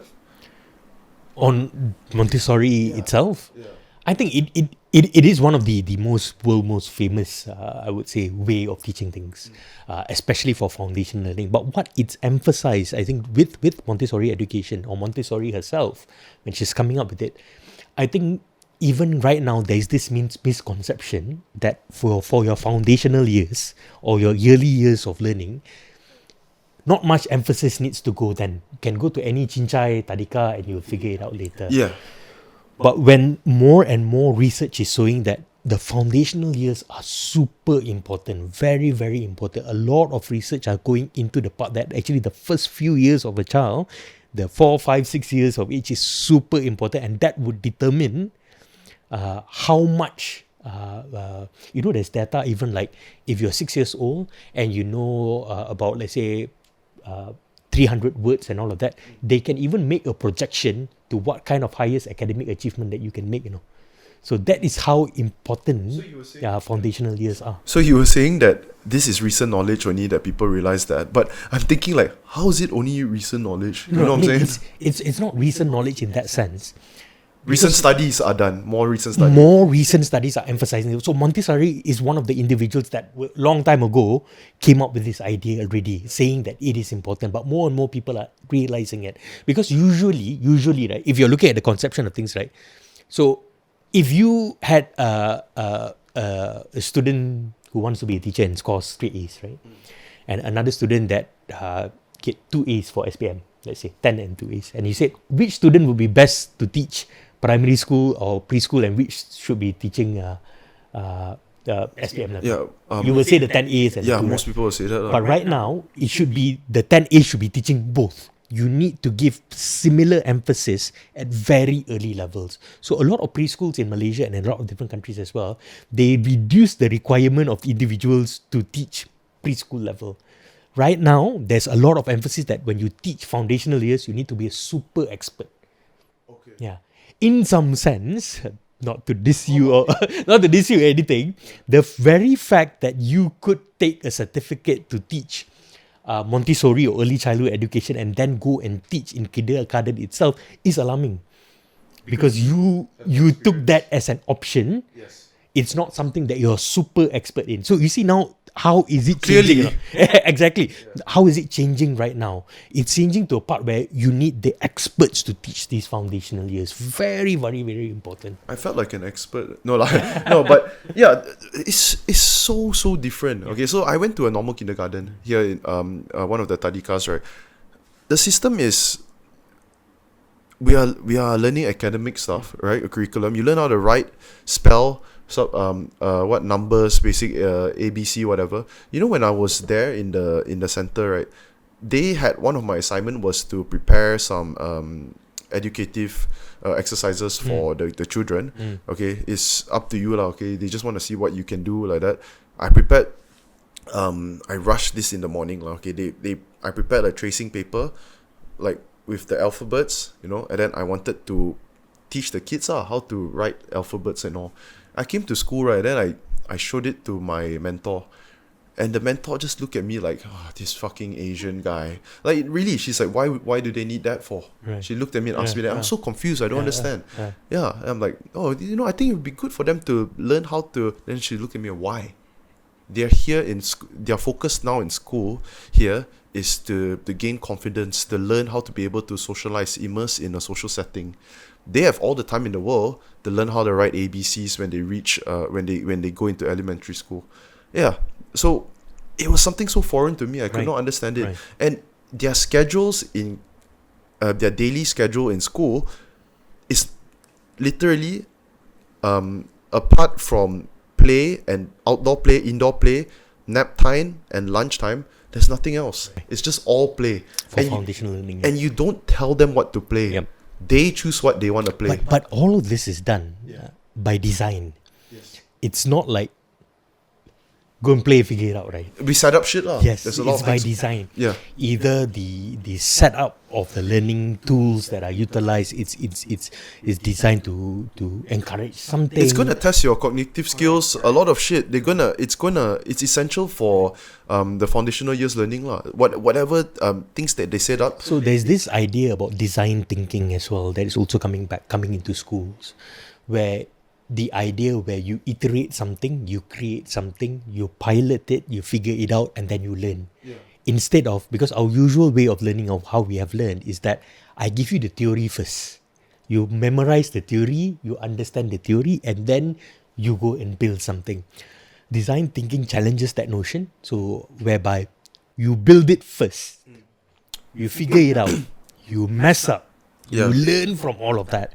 And then the theory comes to support that. See the mess up thing, right? I an experience that I can never forget, right? Yeah. A toddler was less than, I don't know how old toddler. He learned to walk probably a couple of months ago only, and there was a slide like this tall at least, and he's climbing up the stairs, you know, and I'm standing next to the guy like that. I was so scared, and the teacher said, no, just stay far away. Yeah. I'm like, what if he falls? He's like, he'll fall.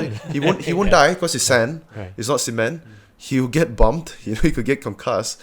But that's their approach on things, and it's so funny because us, right, for the general Malaysian people, I don't know about this generation, but last generation, you know, if you're a kid and you go to school and you're just playing board games and puzzles all the time, they'll think it's a waste of time. So it is to provide that environment where it's safe enough for a child or a student to mess up and learn from it. It's relatively role-less. Yeah. And it's important to provide that at different levels as well. I mean, I've taught at different levels, not just only primary schools. Kindergarten, have you? No. I've not taught kindergarten. So I taught primary, secondary school kids and even at certain different institutions. And also I train teachers right now in what I do. So it's always about, even when I'm training, it's not so much to give you that input.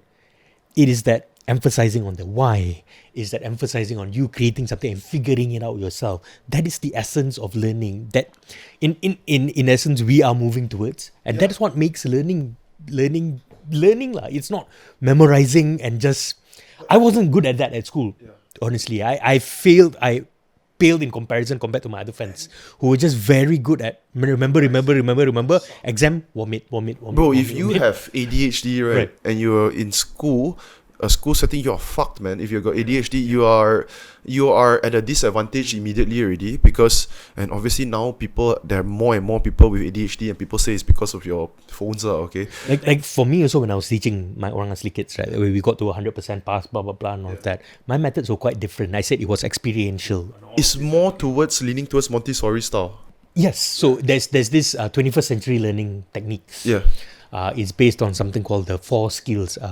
4 C's: communication, collaboration, critical thinking, and another C I can't remember.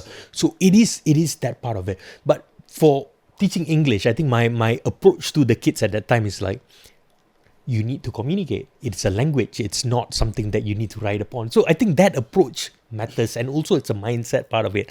And the biggest point with teachers in Malaysia, if I can put it that way, I think there is somewhat of a reluctance to move away from what they are used to doing. Yeah, which is you're talking just now. You're saying memorizing and Right. applying memorizing. Because honestly, if teaching is about taking a piece of paper, photostat, give to everybody and write, anybody can do.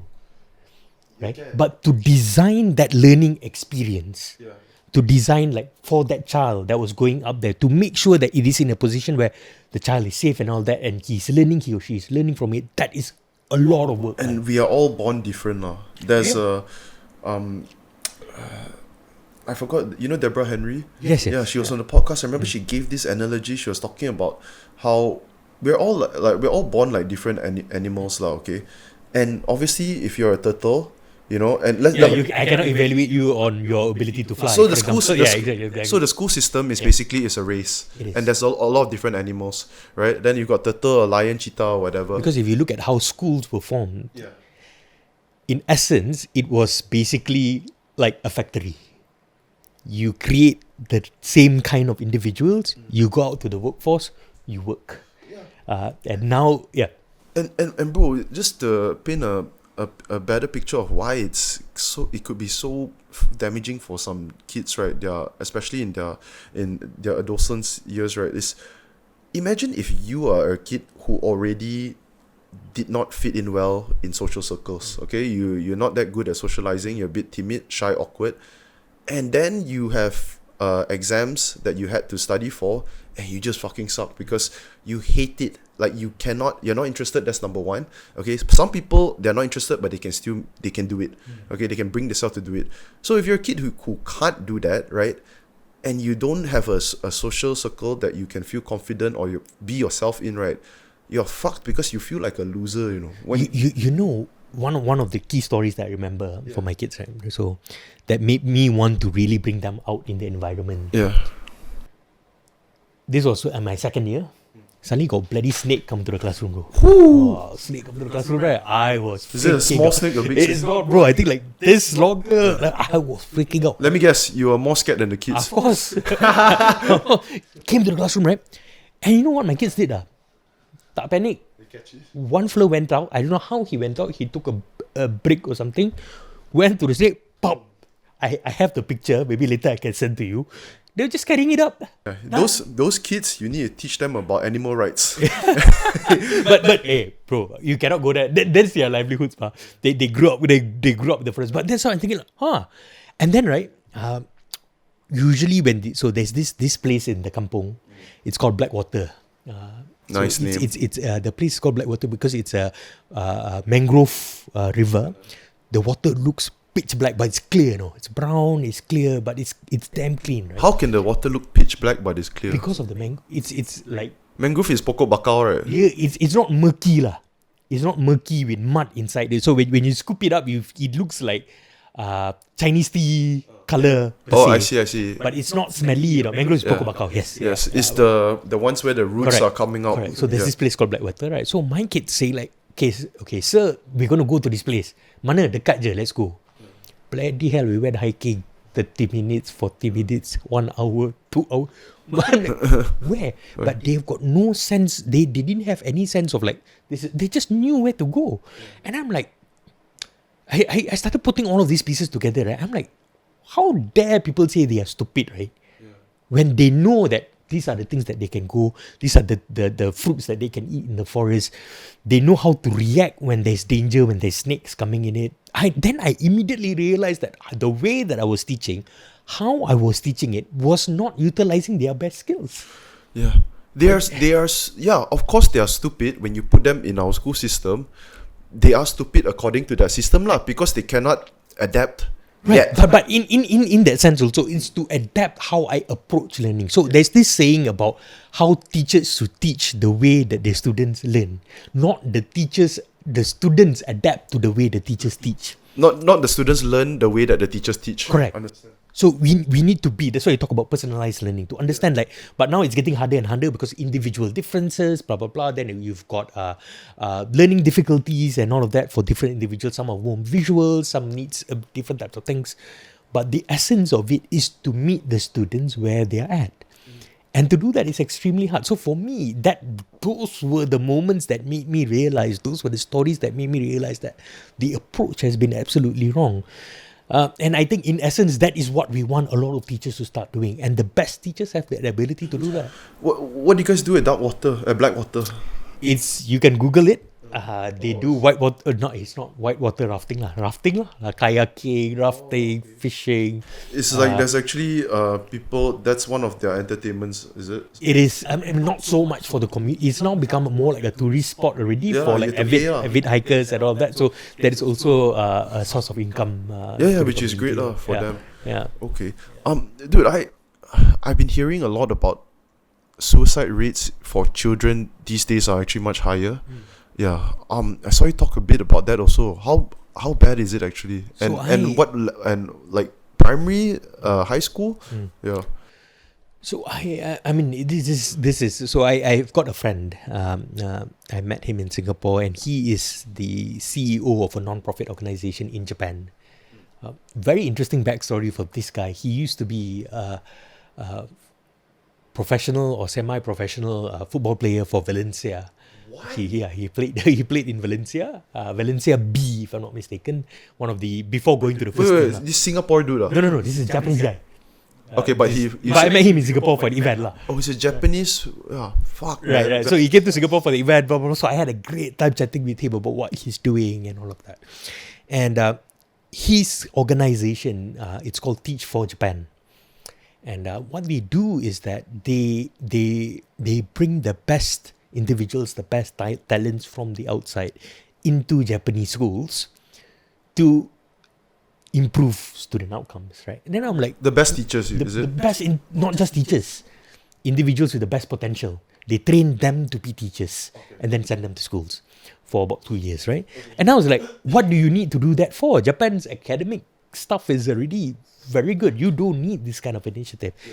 So what he does is to train the schools to cater to the well-being of the children, because we started talking a lot about different things. Suicide, I'll get to the suicide part later, but you've seen some things on social media whereby the Japanese kids, right, at 5-6 years old, everybody's sitting in an orderly manner, stand up, take their plates, put blah blah blah.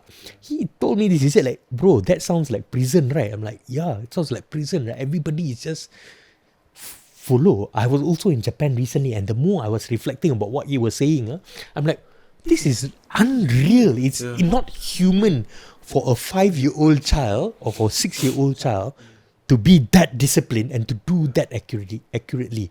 So the system, the culture and the society in Japan, although we can view it from the outside as something that's highly efficient, very clean, very good, highly efficient, blah, blah, blah, blah, but it's also oppressive because it pushes down human nature to be wild, to be unpredictable, to be who they are.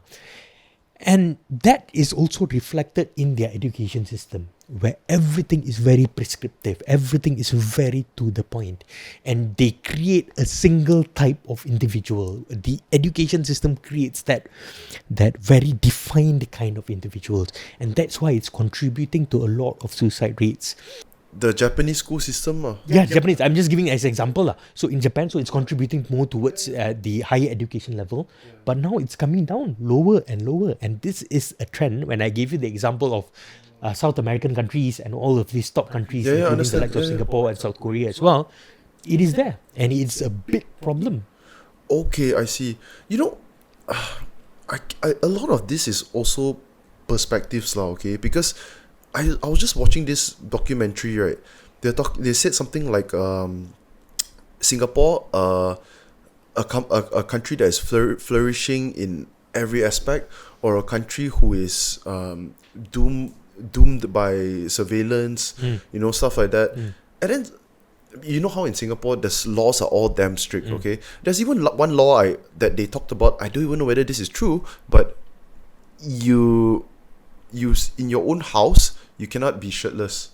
I didn't know that. Yeah, you cannot be shirtless in your own house. Let's say if there's a window, okay? If there's anyone, like, if there's any access to the public, to the outside, it's illegal for you to be don't know whether shirtless or naked in your own home. Okay, just for example okay, there's a lot of all these strict rules, right?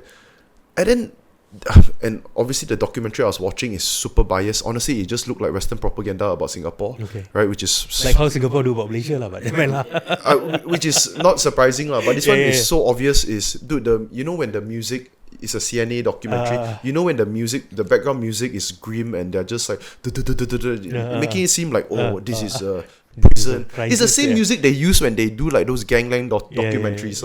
Okay, so they're trying to show that Singapore, people are like robots, all this shit like that. Then they was interviewing one of the local dudes there, someone who lived there, a father, 50 plus, like that Chinese dude. Then he said like, well, it's all about perspectives, right? If you're an animal in a cage, right, what is freedom to you then? Because if you give them a bigger cage, they're gonna think it's freedom, and this is the shit that Singaporean people, they grew up with, so maybe they think it's normal. So let's say the Japanese people, all right, that is their norm but one thing that you cannot that you cannot deny is the correlation with suicide rates. Exactly, because to what extent does that become the norm? But in fact, one would argue like, he cannot deal with it, that's why. Which is also a product of the society.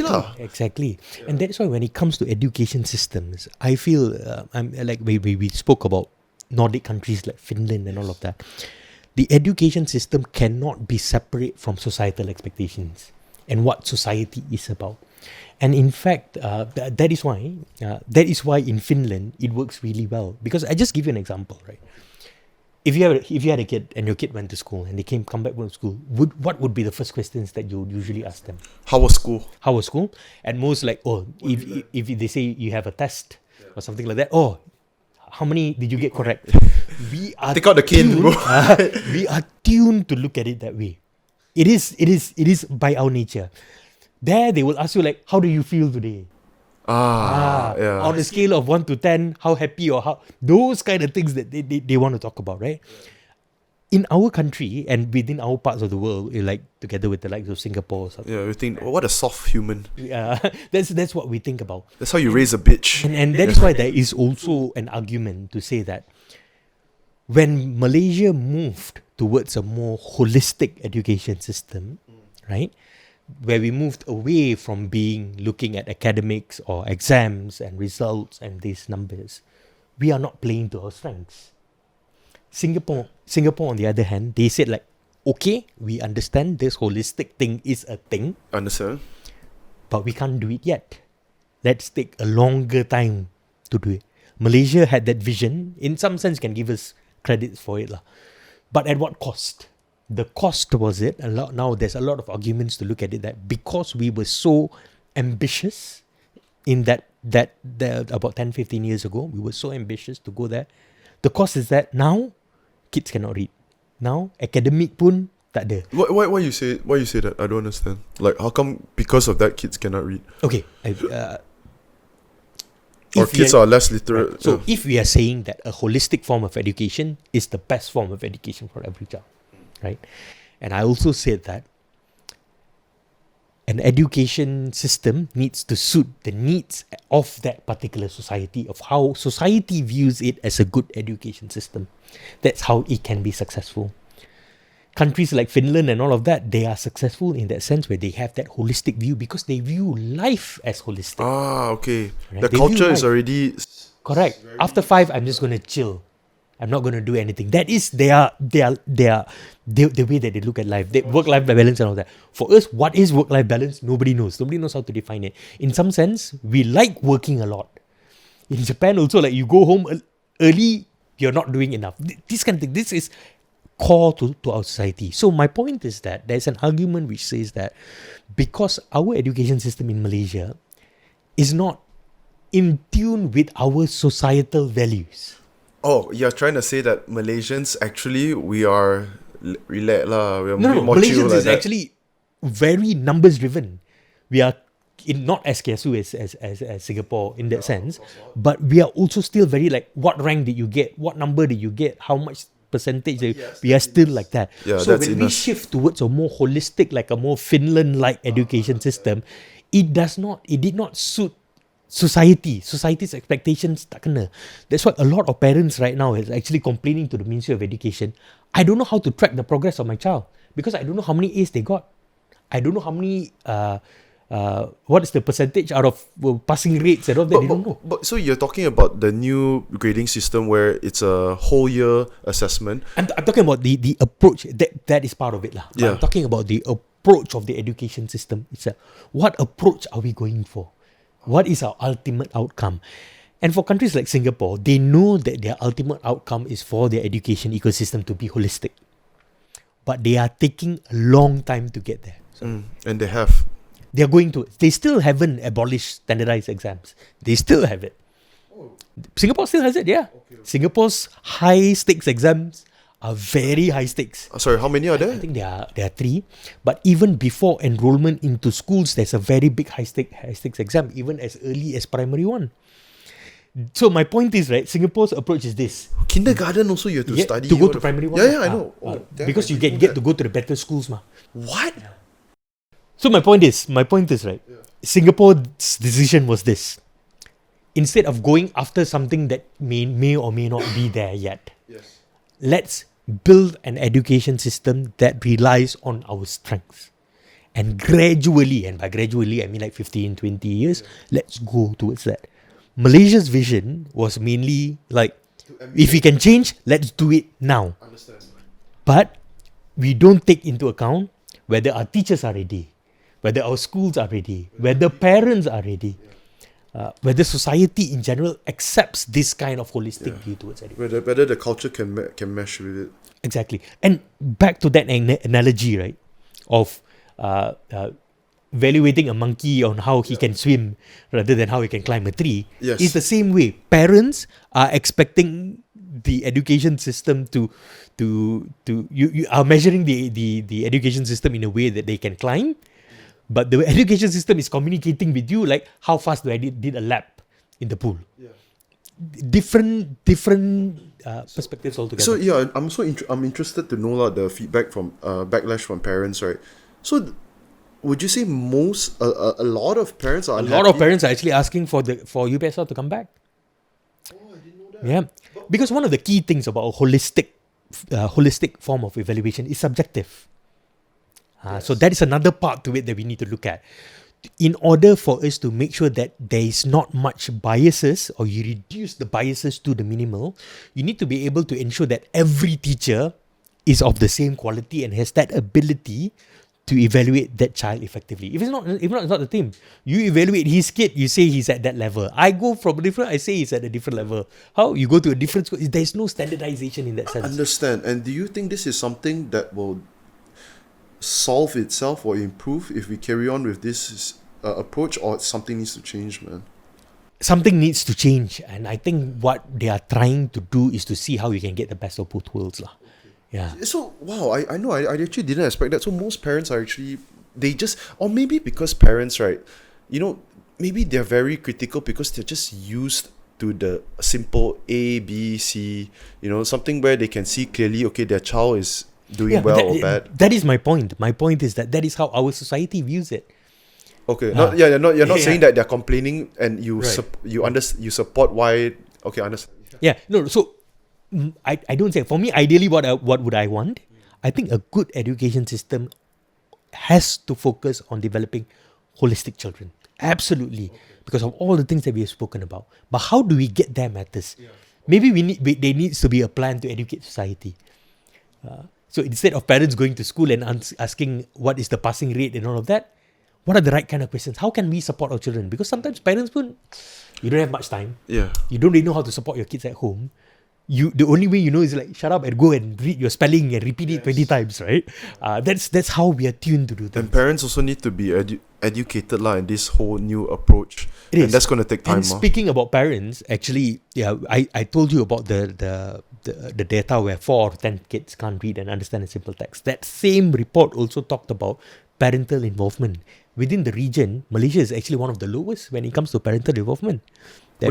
Within Asia, okay. That means parents don't give a fuck about the about what happens lah. So at the school, let go. At home, no idea what they're doing, and a lot they're not showing up for PIBG. Exactly. So all of these things contribute to that idea of holistic education. You look about Finland again. I just give that as an example. Their society is very involved in schools. The parents are super involved in schools, either by providing additional support at home, providing support at schools. They understand at each level how to support. It is their expectations. They're way more in tune in every step of their children's. In our society, when I send my kid to school, I'll be like, I send you to school. Then if you don't do it, then why are you there for? Why are we paying you for? I mean, that kind of sentiment. And also, the parent-teacher meeting is a once-a-year thing, and that's the only time they show up. In some sense. So. Yeah. I have also first-hand experience of how I've seen this work. One of the key reasons was how my students and I were successful is because I involved the parents. I brought parents to my classroom. I found a way where they can contribute. And we are talking about Orang Asli parents, who some of them are still illiterate, mind you. How can they contribute? Is that feeling that they are involved, that they take ownership of the development of their child. Understand. I'm not saying that same method can work in urban schools or in other settings as well, but we need to find a way to make sure that parents are involved. Understand. And parents need to be aware that the school is not, that's why there's this famous saying, it takes a village to raise a child. Everybody has that role to educate children. Yeah. Okay, dude, this last one that we talk about, right?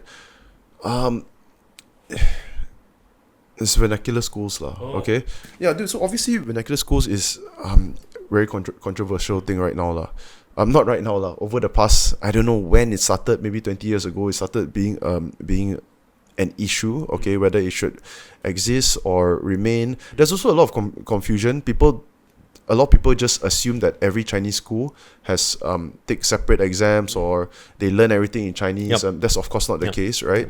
Yeah, so do you think that it is an issue for vernacular schools to exist? I think that we are probably 60 plus years too late to talk about this. We shouldn't change it now. In Singapore, there is one public school system. Do you know about the history, why vernacular schools remained in Malaysia? Or I think it's not. I'm not a historian, so I don't really know how to give you an accurate answer. But it's part of the agreement of how the country was formed. Okay. In that sense, when the Malay and the Indian and the Chinese communities were coming together, these were the things that they advocated for us to achieve independence. So it is constitutional in some sense for us to have this. Yeah. So in Indonesia, yes, and Singapore, Malaysia, like 3 different examples of this. We took middle ground in that sense. We allowed vernacular schools to have and practice their own identity, to practice their own language, their mother tongue, their identity, their culture within the schools, all aligned to a national curriculum that is the same. Countries like Indonesia basically say like, hell no, man, everybody assimilate, everybody be Indonesian. Yeah. That's why you even have Chinese Indonesians who look Indonesian, have Indonesian names. Yeah. That was their approach, very rigorous. Singapore's education system basically said that, okay, you learn English, you learn Malay in school, and you choose one mother tongue. And that's it. So if I have like Singaporean Indian friends, they can read and write in Tamil. Because it is compulsory for them to take it in to pick one mother tongue language lah. Whether or not it is relevant now, I think that it should never be the conversation. It's too late for that conversation. But if you were to ask me, if we had that opportunity then to do it, I think there needs to be one schooling system. Understand. I don't know about you guys, but I grew up in a school that I didn't go to a sekolah jenis kebangsaan. I went to an SK with the equal, I would say almost equal or representative lah of minority Indians or there, Chinese first, Malay guys, everybody coming together, blah blah blah. And that made me who I am. I don't, in some sense, don't see color, blah, blah, blah, blah. Really part of my personality. And I always identify as being Malaysian, not so much as being Indian in that sense. So that has made me who I am. But I think when you have different, you isolate it in this way, you don't, number one, you don't share cultures, you don't know. And in some parts of me, sometimes I also feel that because my public school did not allow me to express my Indian side of things, I also lost that part of things that I can't recover, including proficiency in Tamil. I can speak like Roja or when at the bar or something like that. Once you, after a few drinks, you're okay, that's fine. But that part of me is lost. And in fact, there's an increasing trend of Indian people sending their kids, people about my age, mid-30s, late 30s, those 40s, sending their kids to Tamil schools because it's a part of them that they felt like they lost when they are growing up. Well, it's whether you want an additional language for your kid. And obviously, if I had if I could turn back time, I wish I went to Chinese school too, because I'll be able to have an extra language that I'm fluent in. I think it's about identity more than that language. Then just the language thing. More than just the language. It's about that identity. We need to make our diverse identity our strengths, not something that separates us. There were ideas to actually bring different types of schools together, but it just never worked out. So obviously the people who are for vernacular schools, right, the argument is, yeah, well, you even see now there's a lot of Malay kids that go to Chinese schools, and they will say just because of the quality, and they don't understand the reason why it can actually, or the accusation that it will cause any segregation, but I mean, in general, if you go to a Chinese school, right, even though there's more Malays these days, more non-Chinese. Non-Chinese right. These days, right. It's still majority. Most of these vernacular schools are going to be Chinese, and obviously who you're surrounded with also is going to play a part in how easy it is, I guess, for you to mix around. Yeah, but I really agree with what you say. It's like, if you could go back in time, right, and when we were still talking about the constitution and all, whether it should exist, right, then you have to ask the question, why should it exist, when, if you say it's to protect your culture and all that, right, you can still have a single school system and you can still practice your culture and all outside of school. Exactly. And that space is a safe space for you to be who you are. Right now, it's kind of like, if you're putting it, you're taking a step back, you're looking at it, right? We can be Chinese, we can be Indian, but in pockets, in isolation. The fear, I guess, back then also was, if you only had a single school system, it means your culture all is going to eventually vanish. Yes. Which actually, it might be the case. It might be. Yeah. It might be the case. But what is better for... I don't know, that's why it's so complicated. But I also feel that even if that is the case...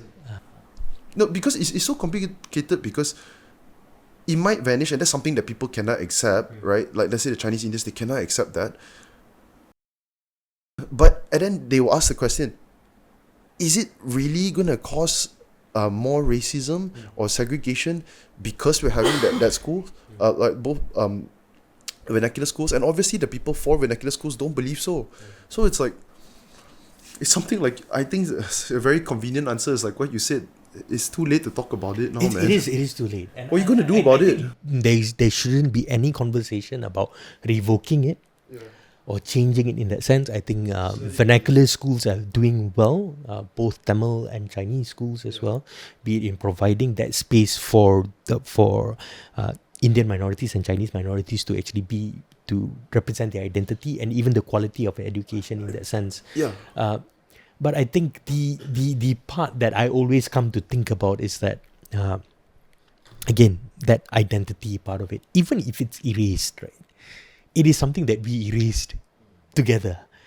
And that's okay. I mean, you can have nasi lemak for Deepavali. Nobody cares. It's part of us. It's something, it's identity. You're talking that about back then or now? Right now. And even if now, and also in that sense that, because you mentioned that if we all came together and eventually our individual identities get erased, but that outcome of that could be a cohesive identity that we all share together.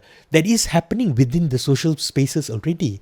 So you're saying if it happened now, so you think it, everything, if we do it as a how do I say it? If everyone is in agreement, but that's the problem, man. Yeah, exactly. But it gets politicized also, lah. That's another huge factor. Man, like, I can tell you, right, like, if you do it right now, right, to say that this shit is the lingering effect of people being unhappy, is not going to last the next decades and decades, I don't think so. I think people will hold that grudge, man, right now. So it's really so hard, lah. But I think what's most important in all of this is to ensure that there's always space to talk about this. We are fairly a young country, 60 years, okay. Compared to the States and all that, they have a very more, almost 70, highly, very mature democracy. And even them, you can see how things are changing more to how we're like, hey, actually, this is not new for us, man. It's been here in Malaysia for 70 years already, where it's more racial segregation is happening in the States as well. We are seeing it over and over again. And I think what's most important is to have spaces to talk about this. And spaces without judgment. I think how we have approached it in a very traditional Asian way is like, if it's something that's going to hurt anyone, don't talk about it, ignore.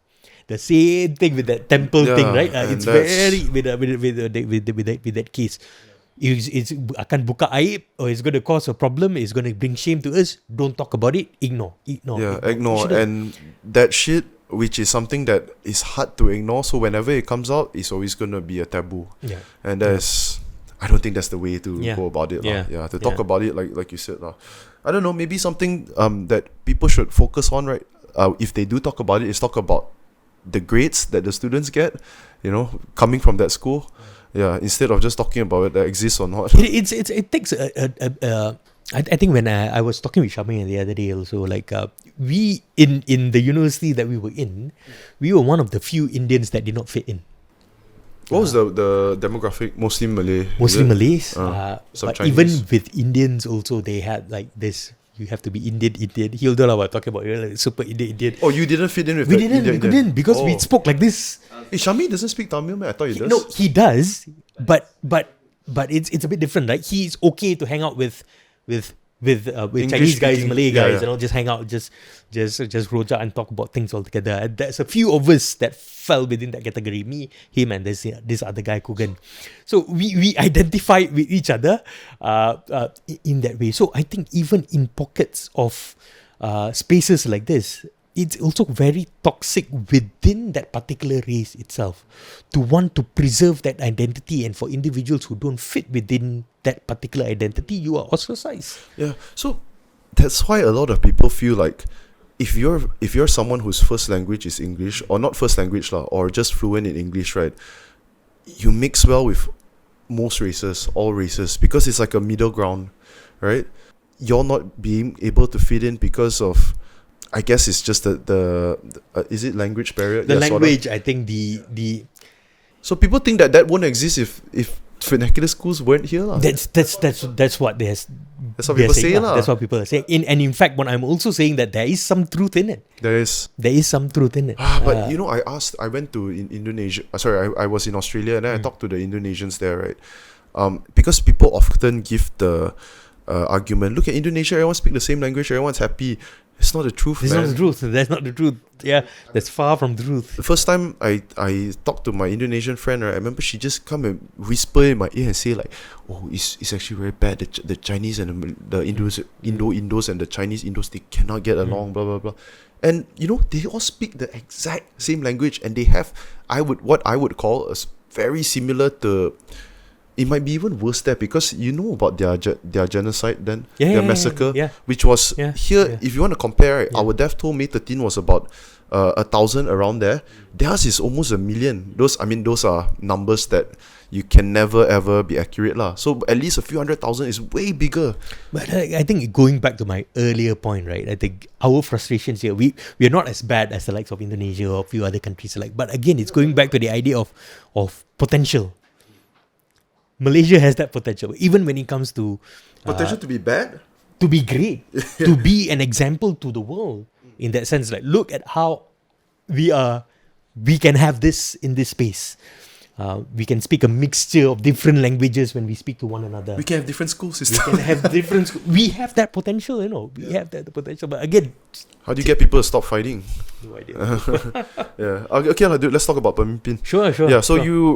you run this organization called PEMIMPIN. Yep, What yep. do you guys do? Yeah. So I can't talk about this because without talking about how I exited from MOE. So I resigned. I was in the States. I studied educational policy. I was. How long ago was this? This was unfortunately 2019. Why unfortunately? Because it's COVID lah. Yeah.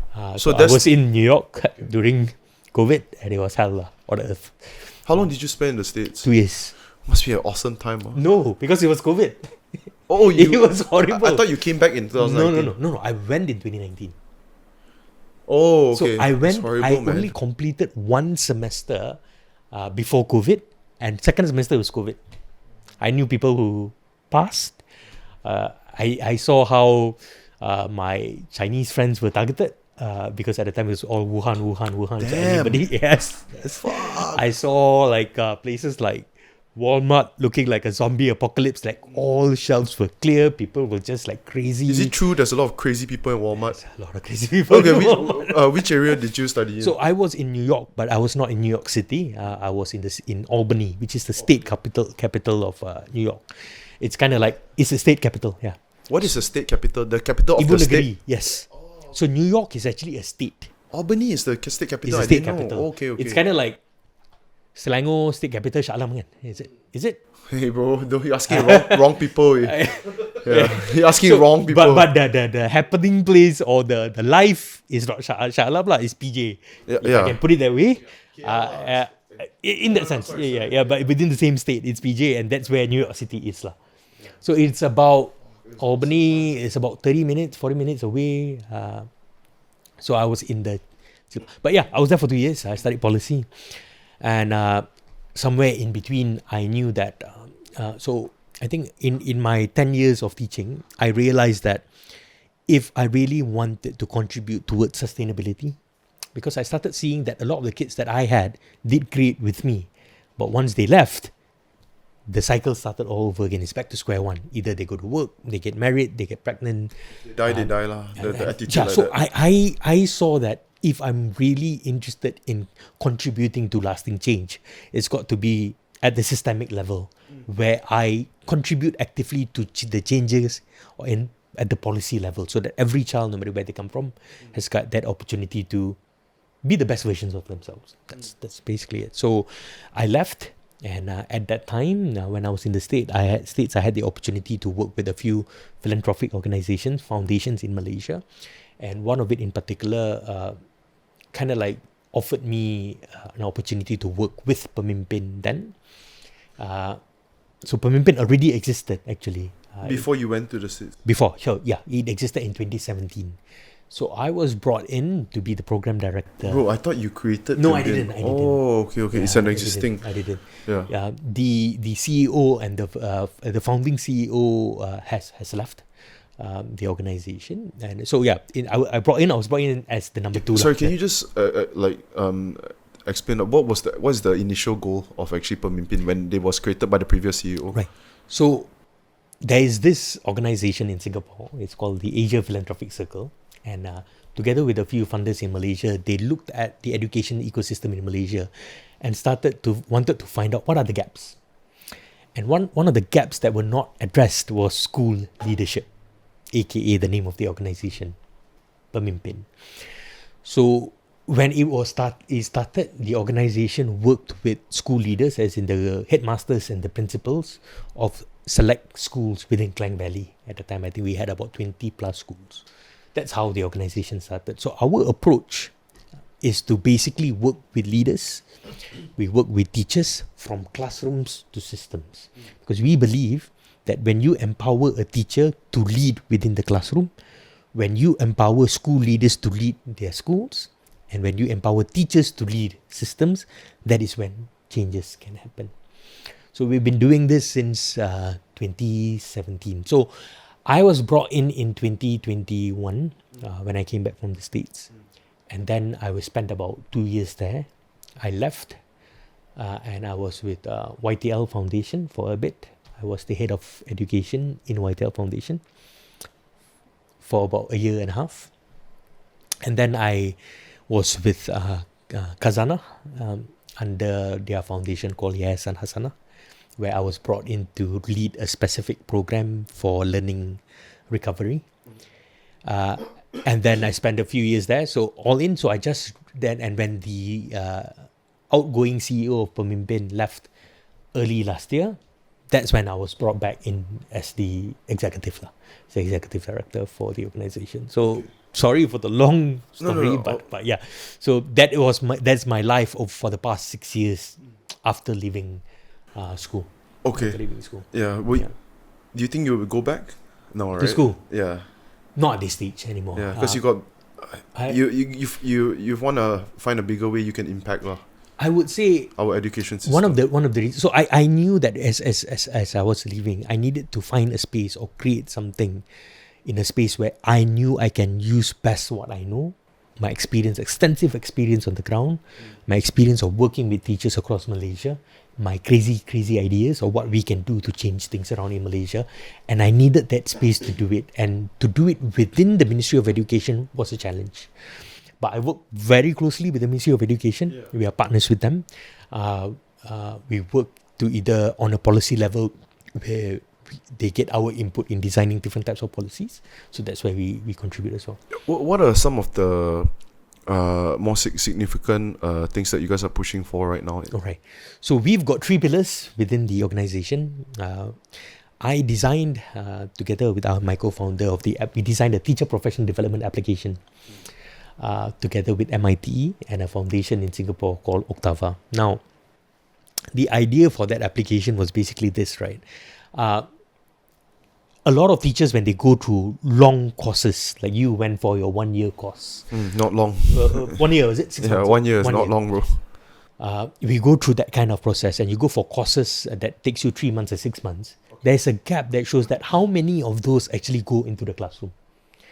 The transition or the implementation. You mean how much of what they learn is actually applied? Exactly. Understand. The application rates. So I saw that was a problem that we needed to address. So we created an app that was social, that was gamified, and currently we have got about 53,000 users. Teachers, Yes. Wow. 53,000 teachers. That is 53 out of by comparison, we have got 450,000 teachers in Malaysia. Yeah, that's still a huge number. It's a huge already. number within 15 months of 15 months. 15 months of doing the application. So why how were you guys able to get this 50,000 in such a short period of time? Like why would the teachers, some people not every teacher wants to be involved or try to improve. Correct. Like that. Why do I need to go and learn more and make my burden even more? Yes, like that. Yeah, fuck the kids, Right, because for me it was simple. Like I took the idea from TikTok, right? For example, back then when we learned how to cook, we would watch Chef One or Gordon Ramsay for an hour. And from that 1 hour, we don't know how many of it went to the kitchen, something like that. Now we have got people like Khairul Aming. You learn something in a minute and you figure it out and you try it out and you taste it. So we used that angle. We made that entire app very social so teachers could share what they were doing. We included a lot of gamification components into it where teachers took it on as a challenge. So we motivated them to try it out. And once the teachers started trying out, they got hooked. And they started doing it over and over again. Basically, they're drawn towards it because it easily helps them out with their everyday teaching. It makes their job easier for them. Exactly. And if they are thinking like, how do I spice things up in my classroom today? Where can I go? I'm going to go to the app. I'm going to learn for 3 minutes and I'm going to implement it. What's the app called? It's called LADAP Plus. LADAP, LADAP Plus. Okay. So would you say that actually most teachers are all aware of it? It's just not all of them are utilizing. We are trying to promote it because 50,000 is a lot already, bro. It's more than a 10% yes, already. It's more than 10% of the population of teachers in Malaysia. We are in fact in about... Sorry, are you talking about secondary, primary level only? Both? No, I mean not college level, right? No. No, okay. So we have about 10,000, close to 11,000 schools in Malaysia. We are already at 7,000 schools. So the spread is wider lah. Oh, okay. But select some of not every teacher in the correct. schools. Yeah, understand. So we and this is my organization is not for profit. So there's no marketing budget. There's nothing. It's all very organic in that sense. The labor doesn't just come easily. Right. Also. Right. So that part of it, I think, with the application, something that we're pushing because we believe that for the quality of education to improve, teachers' quality has got to improve as well. And we are looking at it from this perspective of how they can improve what they do in their classroom day in and day out. Yeah, and it's also like you said, like a sort of like a social place also where people can bounce ideas. Yes. The teachers are.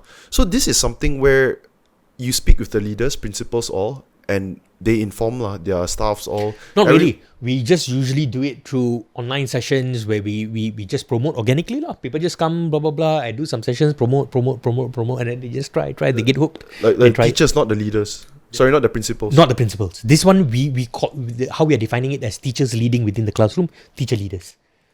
Oh, okay. I thought you. We do as well, but that is another initiative. So another initiative that we do, our second pillar it's called the fellowships pillar. So we work with school principals for 2 years, long-term program. So we train them throughout the 2 years. We do coaching, we coach them, we go school visits, but it all leads to something where they design a contextualized solution for their school. So we provide them with the skills and they work on it in that sense. But this is to improve school level achievements.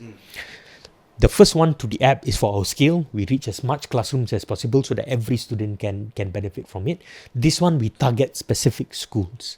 So when we work with that schools, the school leader is responsible to create something for the school and then they push advancements within the particular school altogether. Yeah.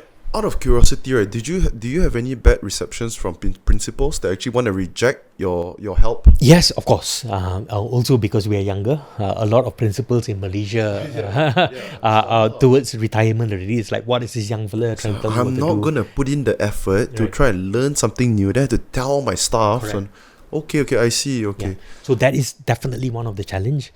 But again, I think one of the first things actually that we work with a lot of our school leaders. So the app, right, and the things that you're focused on in training, right, is mostly curriculum? It's a mixture. So we align with national standards when it comes to the evaluation of the said teacher. But when it comes to school leadership, it is all about leadership skills. Like how do you develop initiatives based on evidence? How do you manage your team? How do you increase motivation of your teachers in schools? If you're going to design a particular initiative to raise the number of attendance for your students, what do you do? So those are the things that we work. So like to have a better control or engagement with your students, not so specifically on targeted in the curriculum of the subjects. Absolutely. So if you are a school leader right now and you've got 50 teachers in your school, you've got about 800 students, and you're in a program together with us, we will work together to come up with a solution where from the beginning it's about you identifying what your school needs. That's very important.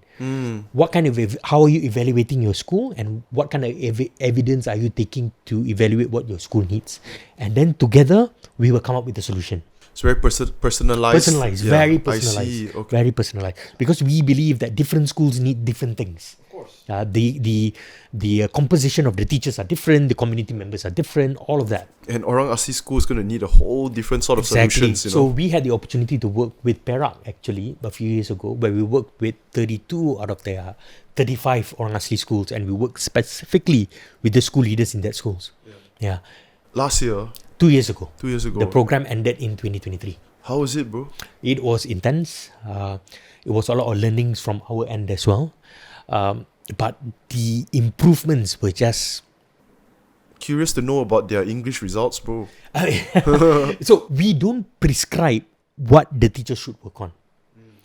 We bring them through a process, right? And a lot of them want to focus on foundational learning and also community engagement. Because when you bring them through the process, eventually these themes line up. So when it came to foundational learning, we saw a significant improvement in students' reading levels because of these changes that they actually implemented within schools. So a significant improvements in parental engagements in these schools as well. Okay, I see. And these set the foundations for further things, because we believe that if I give them a prescriptive solution of how to improve English, for example, and I don't equip them with the skills to do it again, what's the point? Like the same old, give you the fish or give you the rod lah. Yeah, it's kind of like, I don't know, your exam is coming out, then teacher leaks some answers, that sort of thing. But it's interesting that you guys are more focused on everything other than the subjects and the curriculum that is taught, Right. Yeah, and in through that process, if the school leader finds out that one of the biggest problem that they have is teacher burnout, then they come up with a solution for that. So that is our second pillar. It's a more high touch points, long-term initiative. Our third pillar, we call it the prize initiatives or the Malaysia Teacher Prize. So this is what you mentioned earlier, right? Yeah, in 2023 you guys started. Right. So when I came back from the States, from this entire Global Teacher Prize experience, I saw that there is value in identifying these outlier teachers. Teachers that don't necessarily fit the usual mold of the Ministry of Education. But they are showing progress. Right. Understand. Also because the role of a teacher these days have changed significantly. Teachers are expected to be social workers. Teachers are expected to be social innovators. The budak-budak tak boleh makan pun, the teacher have to figure out the answer. The community got problem pun, the teacher have to figure out these answers. And there have been key individuals that we have found through this Malaysia Teacher Prize initiative that are really breaking boundaries, quite similar things that I did back then and they did. So I realized that we need to provide that space and we need to provide the platform for them so that we can elevate the teaching profession. Remember we were talking about making the teaching profession a profession of choice? Yeah. Exactly. If I can put it out there to say that here are the best teachers in Malaysia, this is what they look like. Celebrate them like how we are celebrating our Olympians, for example. Celebrating them like how we are celebrating our best scientists, right? Our Sheikh Muzaffar, whoever that is, celebrate them at that level. That would increase the perception of teachers, provide more autonomy of these teachers to actually go out there and make a difference in the life of their students. Yes, it's not just the platform that you're giving them, it's the perception of the others. The teachers that you're trying to improve. Absolutely. So we are seeing the media taking up a lot of these stories. Every year the media takes up these stories about these teachers who went above and beyond to do this. And this creates pressure to the system itself. If you have good teachers like Brian, who is the best teacher in Malaysia, for example, and he's doing great things in Pendalaman Sarawak, for example, what is there the excuse for the Ministry of Education to not make sure that the education system caters to individuals like this? Because if you are saying that the quality of teachers are there, and you've got great teachers like this, why is our education system still not achieving high standards? Because if you're a teacher, right, okay, let's say before this exists, what do you guys name this? The Malaysia Teacher Prize. Malaysia Teacher Prize. Before the Malaysia Teacher Prize exists, right, and you're a teacher, what is your gold standard that you look up to? It's a bit hard to find one, because an individual. But if you've got a teacher that's won, 2024, 2025 Malaysia Teachers Prize, they sort of have, like regular teachers also sort of have something to look up to. Exactly. Yeah, or try to be a... Yeah. Try to emulate what these individuals are doing. Yeah, exactly. So we've been doing that for a few years now.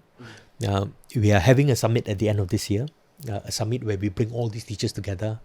Like you mentioned earlier, Deborah, these people are all there. They've helped us develop all this. Oh, you met her before in person also? Yes, we are all in the non-profit space.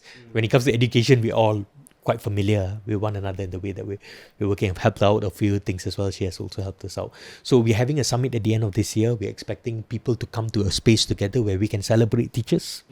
We can celebrate the work of teachers. And most importantly, I think a lot of evidence are showing that we don't heed or we don't listen to the voice of practitioners enough. we don't listen to the voice of teachers enough. The teachers are there at the front lines. They are the ones that are dealing with parents. They are the ones who are dealing with teachers, with students, with communities. But when it comes to deciding policies and when it comes to creating policies, we don't talk to them. Yeah, I have a quick question. Yeah. Is there a teacher that is super famous on social media that's very involved in the well-being and the growth of our teachers? There You know what I'm saying? There isn't a teacher. There are many teachers like that. Like they actually have a big following and Exactly. all have a. Yep. Okay, I didn't know that. Yep, I can introduce you to a few of on the top of my head. Yes. Okay. There's this winner. So one of the winners that there's this teacher. She teaches in Tenum, Sabah. She was our first winner of the Malaysia Teacher Prize. She's a chemistry teacher from KL, Indian teacher. Went on to Sabah and started something called the Tenum Innovation Center because she wanted her kids to learn robotics. And that thing spread like wildfire. So in every small community in a rural part of Sabah, there's a robotics innovation center there. There's another teacher who was our winner in 2023. He teaches in a rural part of Sarawak as well. And he just recently, I think it's something that we're also quite proud of, he was the most recent top 10 finalist of the Global Teacher Prize. Oh, he's the from second one Malaysia. now. In that sense, yes. So I was there with him in Dubai. So it was that entire big event in Dubai. I tell you, bro, this Global Teacher Prize thing is gila, you know. You can just go online and look at it. In 2022, and 2020, before the pandemic and all of that, they had Hugh Jackman, they had Juan Sebastian Veron. They made it like the entire Oscars like that, but it's an Oscars for teachers, you know. Wonder how the after party is like. They had like Rita Ora doing like performances. performance. It's a big thing. They do it in Dubai. Okay. No, that's great. Having all these names is always great for exposure. So they for exposure, but also to say that teachers are at that level. We need to celebrate teachers at that level. Who's this South African comedian? What's his name? I can't. I'm not getting. He used to be the host of the Daily Show. Trevor Noah. Yeah, he was one of it. Yeah, that's why you have Stephen Fry lah. My year it was bad because of his COVID lah, because he couldn't do anything, so there wasn't much to it. Oh, so there's actually a second dude that went. Is a girl or guy? It's a guy. Yeah. He did it this year. 2025. 2025, top 10 finalists of the Global Teacher Prize. Yeah, so I was there with him. It was a great honor to see that because I wanted more teachers to be on that level. We wanted more teachers that we cultivate in Malaysia, provide them the support, provide them the platform locally, provide them the training locally, provide them the money because we give them 50,000 to really build what they are doing, bring it to the global level. What was the name of the 2025 top 10 finalists Malaysian? His name is Cikgu Nazmi. Nazmi. Yes. Yeah, and what was his efforts that made him recognized in the global? He did something. He did a lot of things lah. But the fundamental thing that he was doing, right? He saw that because he was teaching at such a rural part of Malaysia, Sabah, Sarawak, his kids are detached from the real world. So he brought the real world into his classroom. Everything that you can imagine. He did it. He did like entire simulation of astronauts and out of space in the classroom. He brought the suit, the jacket, the kids hold the helmet, blah, blah, blah. He created the entire simulation. He did something called Danger Room, whereby the kids had to solve mysteries within... escape room lah. Bro, something like that lah. But he reset the entire classroom, you know. There is like a dead body like there, blah, blah, blah. He taught his kids about saving that environment by taking plastic bags and creating... The kids have never been to a swimming pool before. So he used like plastic bags and created an entire swimming pool. You can read it up, bro. Go online. These are the sort of things that the children that he's worked with will never forget. Will never forget. Yeah, and it will change their lives. And on top of that, these are the things that we need to be talking about teachers that are making a difference. And teachers who are going out there to really... Nobody is paying him an extra money to do that. Yeah. This is the whole extra mile, but not the extra pay. Exactly. Yeah. Okay. Exactly. So these are the individuals. So these are the three things that we do. But fundamentally for PEMIMPIN, we go back to the idea about leadership. For Cikgu Nazmi to do what he's doing, he needs to have that leadership mindset, and he needs to be able to come up with solution that suits that will really propel what he's doing. Can I ask how did you first like like, did you know this cikgu? You definitely knew him before he even won the top 10 Right. global teacher. Right. You already knew him, We right? knew of him. In fact, he was one of a participant of one of our programs before that we did. So we saw that he had that potential and already. So yeah, we knew him. And the reason why the Global Teacher Awards can actually take note of him is because he was documenting that his efforts all on social media. He was documenting it on social media. Part of it as well. He had very clear documentation. But this guy, social media is a huge part of what he was doing at that time also. Yeah, last year's winner, Malaysia Teacher Prize winner, his name is Valerie. So he teaches the special needs. Very interesting story of what he is doing as well. How he made his classroom very inclusive to cater to the diverse needs of his students. How he engaged with the community members. Amazing story that he had as well. So we've got 3 winners. Looking forward to the winner this year as well. To know who we will find. When will it be, the awards and all? First week of November, I'll send you guys an official invite so you can come and join us. And Brian, maybe you want to put this on or you don't want to put this on, it's fine. I would love to invite you to be probably like a host of one of our panel sessions. Then Yeah, bring sure. it, bro. Yeah, Because sure, bro. the first year that we did this summit, we did it in Sime Darby Convention Center in KL. We expected 500 people to show up. Almost 950 people show up, bro.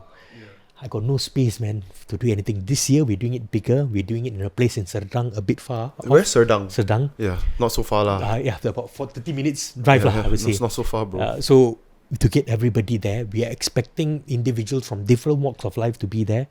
We had top officials join us. We had Idris Jala do a keynote. This was back then. So he did a keynote talking about systemic changes and how we had Nicole David as well. Nicole David is also a friend. She also runs her own organization called the Nicole David Organization. Got ask Syed Sadiq to go. Syed Sadiq couldn't make it, but he helped us with the promotion back then in 2023 for the Malaysia Teacher Prize to put it out there. We had this investigation journalists join us as well, because we also want to enrich the education ecosystem so that teachers, the education ecosystem, don't just look at it from a very academic perspective alone. Yeah, so no, I can totally see what you guys are doing, because that teacher's amazing efforts, right? Like Nazmi, right? In a single classroom, which is what he thought all the people he would impact is just his students. But because you guys are making this sort of awards, trying to highlight this to everyone, it's really gonna, what do you call this? It's like a domino effect. It is, absolutely. Yeah, okay. It's a ripple effect that we're trying to do as well. And in the summit, we have something called Malaysia's Best Classrooms. So we also give the opportunity for you to be in Cikgu Nazmi's class. So right. I want to see what is the Right. best classroom going to be. It's going to get more competitive. How it look like? I think it's also like, because we always operate from the idea of a deficit, that Malaysian classrooms are shit compared to other classrooms. Yeah, The max shit, bro. We try to change that perspective. We've got teachers who are doing this like this in Malaysia. Another finalist for the Malaysia Teacher Prize, I think it was last year, is this guy by the name of Sir Asai. He's famous on TikTok. Sorry, Malaysia teachers, not the top global, right? No, Malaysia. Okay. From the Malaysia Teacher Prize, I think every year we've had at least one finalist go up to a shortlist level. The Global Teacher Prize, they will always announce the top 50 list every year and the really? top 10. Yes. Oh, you guys they actually gone on the top 50 also. Top 50 also. But the top 10 is very hard to keep. Understand. But bro, definitely, is it because of you that Malaysia is very well in their radar right now? No lah, cannot be because of me. Not- I mean, but we contribute to that effort lah. Yeah, we contribute to the effort because we partner with them. Yeah. So and because they have a previous top 10. correct. Yeah, okay. So we partner with them and we recommend and we platform these Malaysian teachers together. So we work with them, we identify, we cultivate these teachers and we platform a lot them. of support from PEMIMPIN also lah to Yes. make them more internationally recognized. Speaking about being internationally recognized, we also platform them in international conversations. So the first winner, Anutra, we actually sent her off to, I think it was in Paris. We sent her to Paris. We got a slot for her to speak at one of the United Nations forums. we want to platform our teachers at that level as well. A more global, more recent event that happened in Singapore lately, this Cikgu Nazmi also had that opportunity to do that. So that is part of our work in identifying these teachers and putting them at that systemic level. Let me ask you this. Yeah. So you went from teaching, right? Real hands-on, okay, in the most hands-on experience you can experience. And right now you have different goals, different things that you're working on. Would you say right now you feel like it's like your motivation is rejuvenated because you have a different goal in mind, not just a single classroom right now? I think my motivation has always been so I tell myself at least that until every child in Malaysia has got access to high quality education and every child in Malaysia has got that opportunity to be who they want to be within our education ecosystem, if that is the target that I'm putting, then I'm always going to have that high motivation. But where do I get that motivation from? I think when I was in school, it was a lot from the students, from the community. I saw it and they motivated. That was my number one motivation. And it's crazy because literally the first 1-2 months, right, it wasn't there. It really wasn't there for you. It wasn't there. I was checked out. Like you probably thought in your mind, just a couple more months I'm going to chow already. Yeah. I was thinking of resigning then. Right now, it's a lot with the teachers and the schools that I work with. I wholeheartedly believe for every individual out there who is a teacher, who made a choice to be a teacher, there is something in them that makes it worth highlighting. The quality is there, the passion is there. It's just how are we supporting them? And I'm going to go all out to supporting them because ultimately they are the ones who can make the difference in the life of every child. Yeah, amazing. How is SK Runchang right now, man? Do you still keep in contact with the principal? I do. I still keep in touch with the school. I contribute. I'm sure you've visited, have you? I have. I'm still in touch with some of my students, but most of them are grown-ups already. And they don't want to hang out with teacher anymore. No anymore. But I still keep in touch with them. Did some of the students leave the town? Yes. Yeah, further their studies. Not many did. So because usually when they reach year 6, we celebrate because that's an important milestone for them. Because a lot of them, once they go to secondary school, because of a lot of reasons, but one of it includes like secondary schools are usually in another town, further away from the community. They don't get to go. And it's a hard decision. It's a hard decision. Then there's a lot of other things as well, includes the families and all that. But also because they go to work, it's very hard. So very little actually complete SPM, and very little actually go on to higher education. But I've got a few who have. Some of them, I'm very proud to say, have taken the route of teaching, of which I'm very happy to see. Some of them, one in particular, I think I'm very proud of her as well. She just got off a few interviews the last few weeks ago with a few public universities to study law. And that is good. And they're probably an educator because of you. I think... You know. for a role, because I think it's a lot about them. As much as I was there to inspire them in some ways, to really make sure that they stayed in secondary school all those years and eventually get there. I tell you, I was not there. It's very tough, man. Bullying and all that is still very relevant. Something we didn't really talk about like the Orang Aslis, once they, let's say not just primary school, they go into a secondary school. Once they leave the comfort of their community, right? It's a different thing altogether. Bro, they're like in a different, it's like a, what do you call it, a lion in sea like that, you know? Yep. Yeah. Then it's gonna be real hard to fit in. Bullying is probably a normal thing. Yeah. Okay. What's up, Shamir? Thanks for joining us for a little while. Hey, no problem, man. Yeah. Important things to discuss. Yes, yeah. So you guys heard about the Lisha case, Yes. one of the beauty pageant ladies, right? And then she was had a very viral case that just happened to her. And then she came, I'm not sure how long after, then only she came out and talked about it. But her post was going around everywhere talking about how she went to the temple, right? And do you guys remember like what was the reason? She just went to... She went for some prayer or some ceremony, I think, where she needed a blessing from the priest or something like that. Yeah, and then the priest like asked her to go to like a secluded area one-on-one like that, and then follow the process lah, okay, the ritual, and somehow she had to close her eyes most of the time, and the priest started touching her lah, put her hands in her shirt, stuff like that. Yeah, and it's so crazy because the last person you expect to do this, right, is someone who works at a temple. Yeah. Yeah, who's doing religious work, for people. Yeah. What do you think about that shit, man? Crazy, right? What's interesting about the whole thing is the last episode I was here, we were talking about this stuff, right? Exactly. and but it's good to see that she stepped up and she spoke about it, right? And if she didn't, right? And when I was looking at her comments as well, somebody then posted, the same guy did something like this to me. Yeah. I made a report against him, but no action was taken. Those sort of things, right? So until she spoke up, and I think it was very brave of her, especially since she has a brand behind her and all that she has these things to protect, because she probably in her mind also, oh my God, do I have a lot to lose? What if they do anything to me? I'm sure a lot of things are going through her mind, and it's so good that she spoke up. But here's the sad part about it, right? Where when we look at certain things, first, the police and all came, they investigated a little bit, but they didn't find the guy.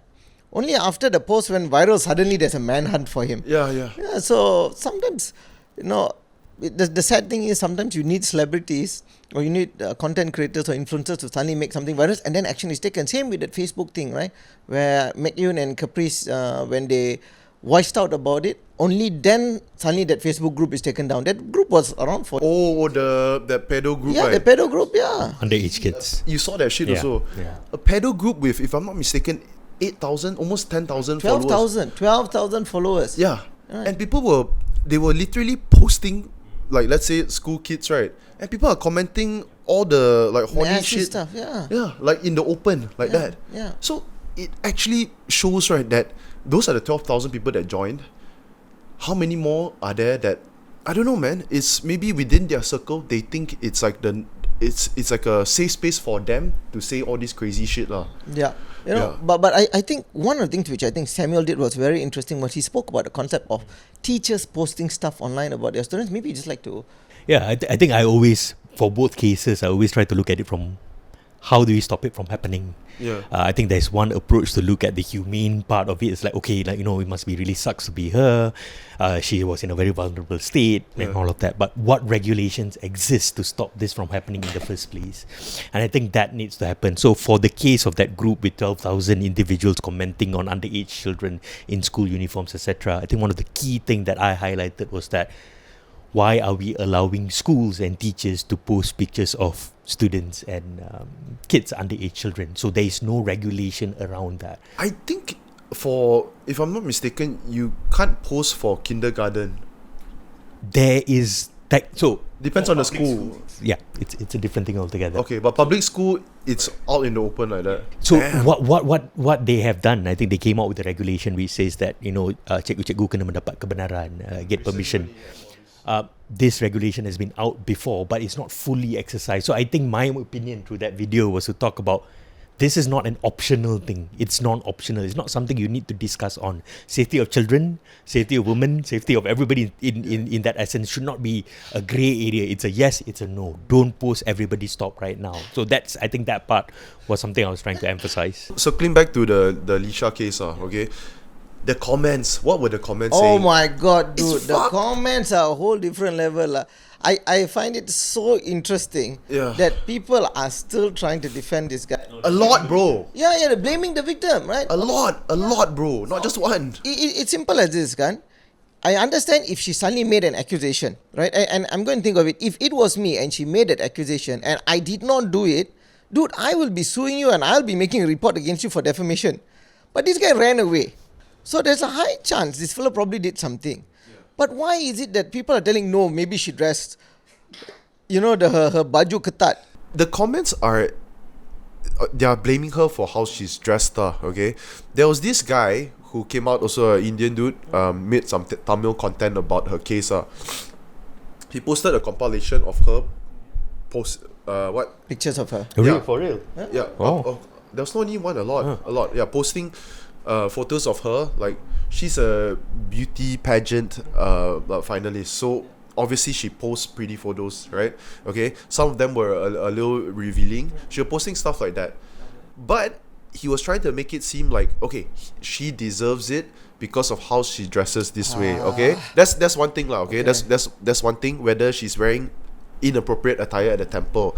So all the comments and people all laughing, in that guy's post, saying that oh, she deserves this lah, it's like padan muka like that. And there's a lot of girls saying that, okay? Yeah. I don't know why this type of shit exists, but then a simple comeback is, imagine if this happened to your relative. Yeah, would you be saying the same thing? I don't know whether they believe her, whether they think she's making it up, but like you said just now, if she's making it up, why is she not taking further legal action? Like, sorry. Why is he not taking legal action against her? Yes. Yeah, and after that, she even posted a photo of what she wore that day. Okay, let's say it is, if I were to believe lah, it is true. What she wore that day, right, bro, it wasn't even like revealing or tight, or it wasn't. It's just suddenly people had this narrative like she was wearing like that just because based on the photos that she posts on her social media lah. Yeah. But that's the thing, right? Okay, first of all, of course, it's important to always be respectable in a place of worship, kan? So, if at any point the priest feels, hey, your attire is not appropriate, go away. You're not allowed into the temple, kan? That's one. Second is that whether her attire was revealing or not is a secondary thing, right? You are coming to a place of worship, right? What gives you the right to touch a person, right? That's the thing I think which people are. I don't understand why people are forgetting the part that there is potential that he touched her, right? Why are they forgetting that part and just focusing on how she dressed? I don't know, man. It's like that, If a guy goes around walking without his t-shirt, are we allowed to simply go and touch people? Yeah. Right? When you play sports and all, you're without a t-shirt, can somebody just simply come and pitch at you? Cannot lah. So, I don't want to get that image in my head, bro. Same difference lah, kan? So the fact is, right, I think, okay, one thing I think through the comments you can see that irregardless of gender, people have a certain way of thinking. Exactly. Right? Irregardless of gender. But I think what's important as well is that what she has shown is that, one, the importance of standing up, speaking out. And I think another important thing is that I think that which needs to be implemented is the education of this sort of things, right? So let's say if she wasn't someone with decently, like a significant following, okay? She's probably just someone who has social media but doesn't use it and go and report police. What do you think is going to happen? Probably nothing. Probably, like, I think based on a post, so what the guy said, the officer that came and said, hey, don't worry, you're investigating this, don't post this up, it'll make you look bad. Who said it? Who said it? The post, in her post, she posted something like that. I think it was the officer. He said, we are going to investigate, but don't post anything, it'll make you look bad. Who's this officer? Like, is it from the police? From the police, I think it was from the police. I think this is also complicated. That is crazy. It involves religion. Yeah. So they wouldn't. There's always that grey area, lah. Like, It is, bro. Yeah. But religion or not, salah tetap salah lah. What is there? Okay lah. For starters lah, would the both of y'all consider yourself a religious person? I think like, just honestly lah. I tried to be lah, but I think a lot of people. Your profession seems like you could be. I could be. Or it's a good cover. I don't know. Yeah, yourself? I okay lah, fairly. Okay lah. Yeah, but then I don't know, man. Like, who are these people that would want to? I don't know whether it's they don't believe her, or what's even the real fucked up one is if they believed her and they think that, oh, it's padan muka, she deserves it. That's the shit I really cannot understand lah. So in her story, right, what she's mentioned was how the priest was actually, like, it seems like he was agitated at how he's not getting his way with her. Okay. If he can act that way, right, it means that, and if he's not scared or being a bit awkward in trying to molest her or whatever, it shows that he's done it many times. Yeah, possible. But like we said, when in the comments also, somebody else had already commented that they were a victim as well. Yeah. But again, like we said, right, I think one of the biggest things, like what Samuel just said, is that because it comes down to religion, people are going to defend religion first before they defend the victim. And that's the biggest problem. And we discussed this in the previous That is the problem. Yeah. And I think in whatever religious institution, it's always about don't name and shame. Let's figure it out first. Let's talk about it first. That is always the approach. But not realizing that it's a person involved. Someone was violated in that sense, and then that is the sad state of not just that one particular religion in this case, but a lot of religions out there and the institutions. Any sort of religion lah. I don't know lah. Yeah, you're right, man. It is complicated lah. But I guess for me, I'm someone who's not religious, so obviously I see it very straight cut, clear lah. Like fuck, you shouldn't be. No matter, you can wear the tightest outfit or whatever. You can't be touching the girl, man. Have no right. Yeah, you're a priest who works in a temple trying to help people. Yeah, but one thing I really hats off to her for speaking out, even though I'm sure she got a lot of backlash. I'm sure a lot of people DM'd her saying all kinds of things. People created content about her and all. But I think she has set one of the examples of that. If you're ever a victim, speak up first. Yeah. And especially if you're very sure that, you are in the right, speak up, make a police report, and then take whatever necessary action. Don't be shy of what people will think about you. Say it and work on that. So, let's say, like for me, right? Okay, first of all, I'm a guy lah. Okay, this is not something normal to guys. That it doesn't happen. Actually, it does lah. Okay, what am I talking about? But anyways, as a guy, right? The way I'm thinking, like I don't understand. Like, I'll think like, if it's really true, why would anyone be afraid to speak up? I would think of stuff like that. But this whole topic here that's argued, people fighting in the comments, everything, that's the whole reason why people are afraid. Because of the backlash. And exactly the backlash is what she's been reposting on the stories, also showing people's, I don't know how to, I mean, of course, I think it's like the dark side of people. But these people believe that they're right also lah. Yep. Yeah. No one's gonna believe that. It's rooted in I think for Indian.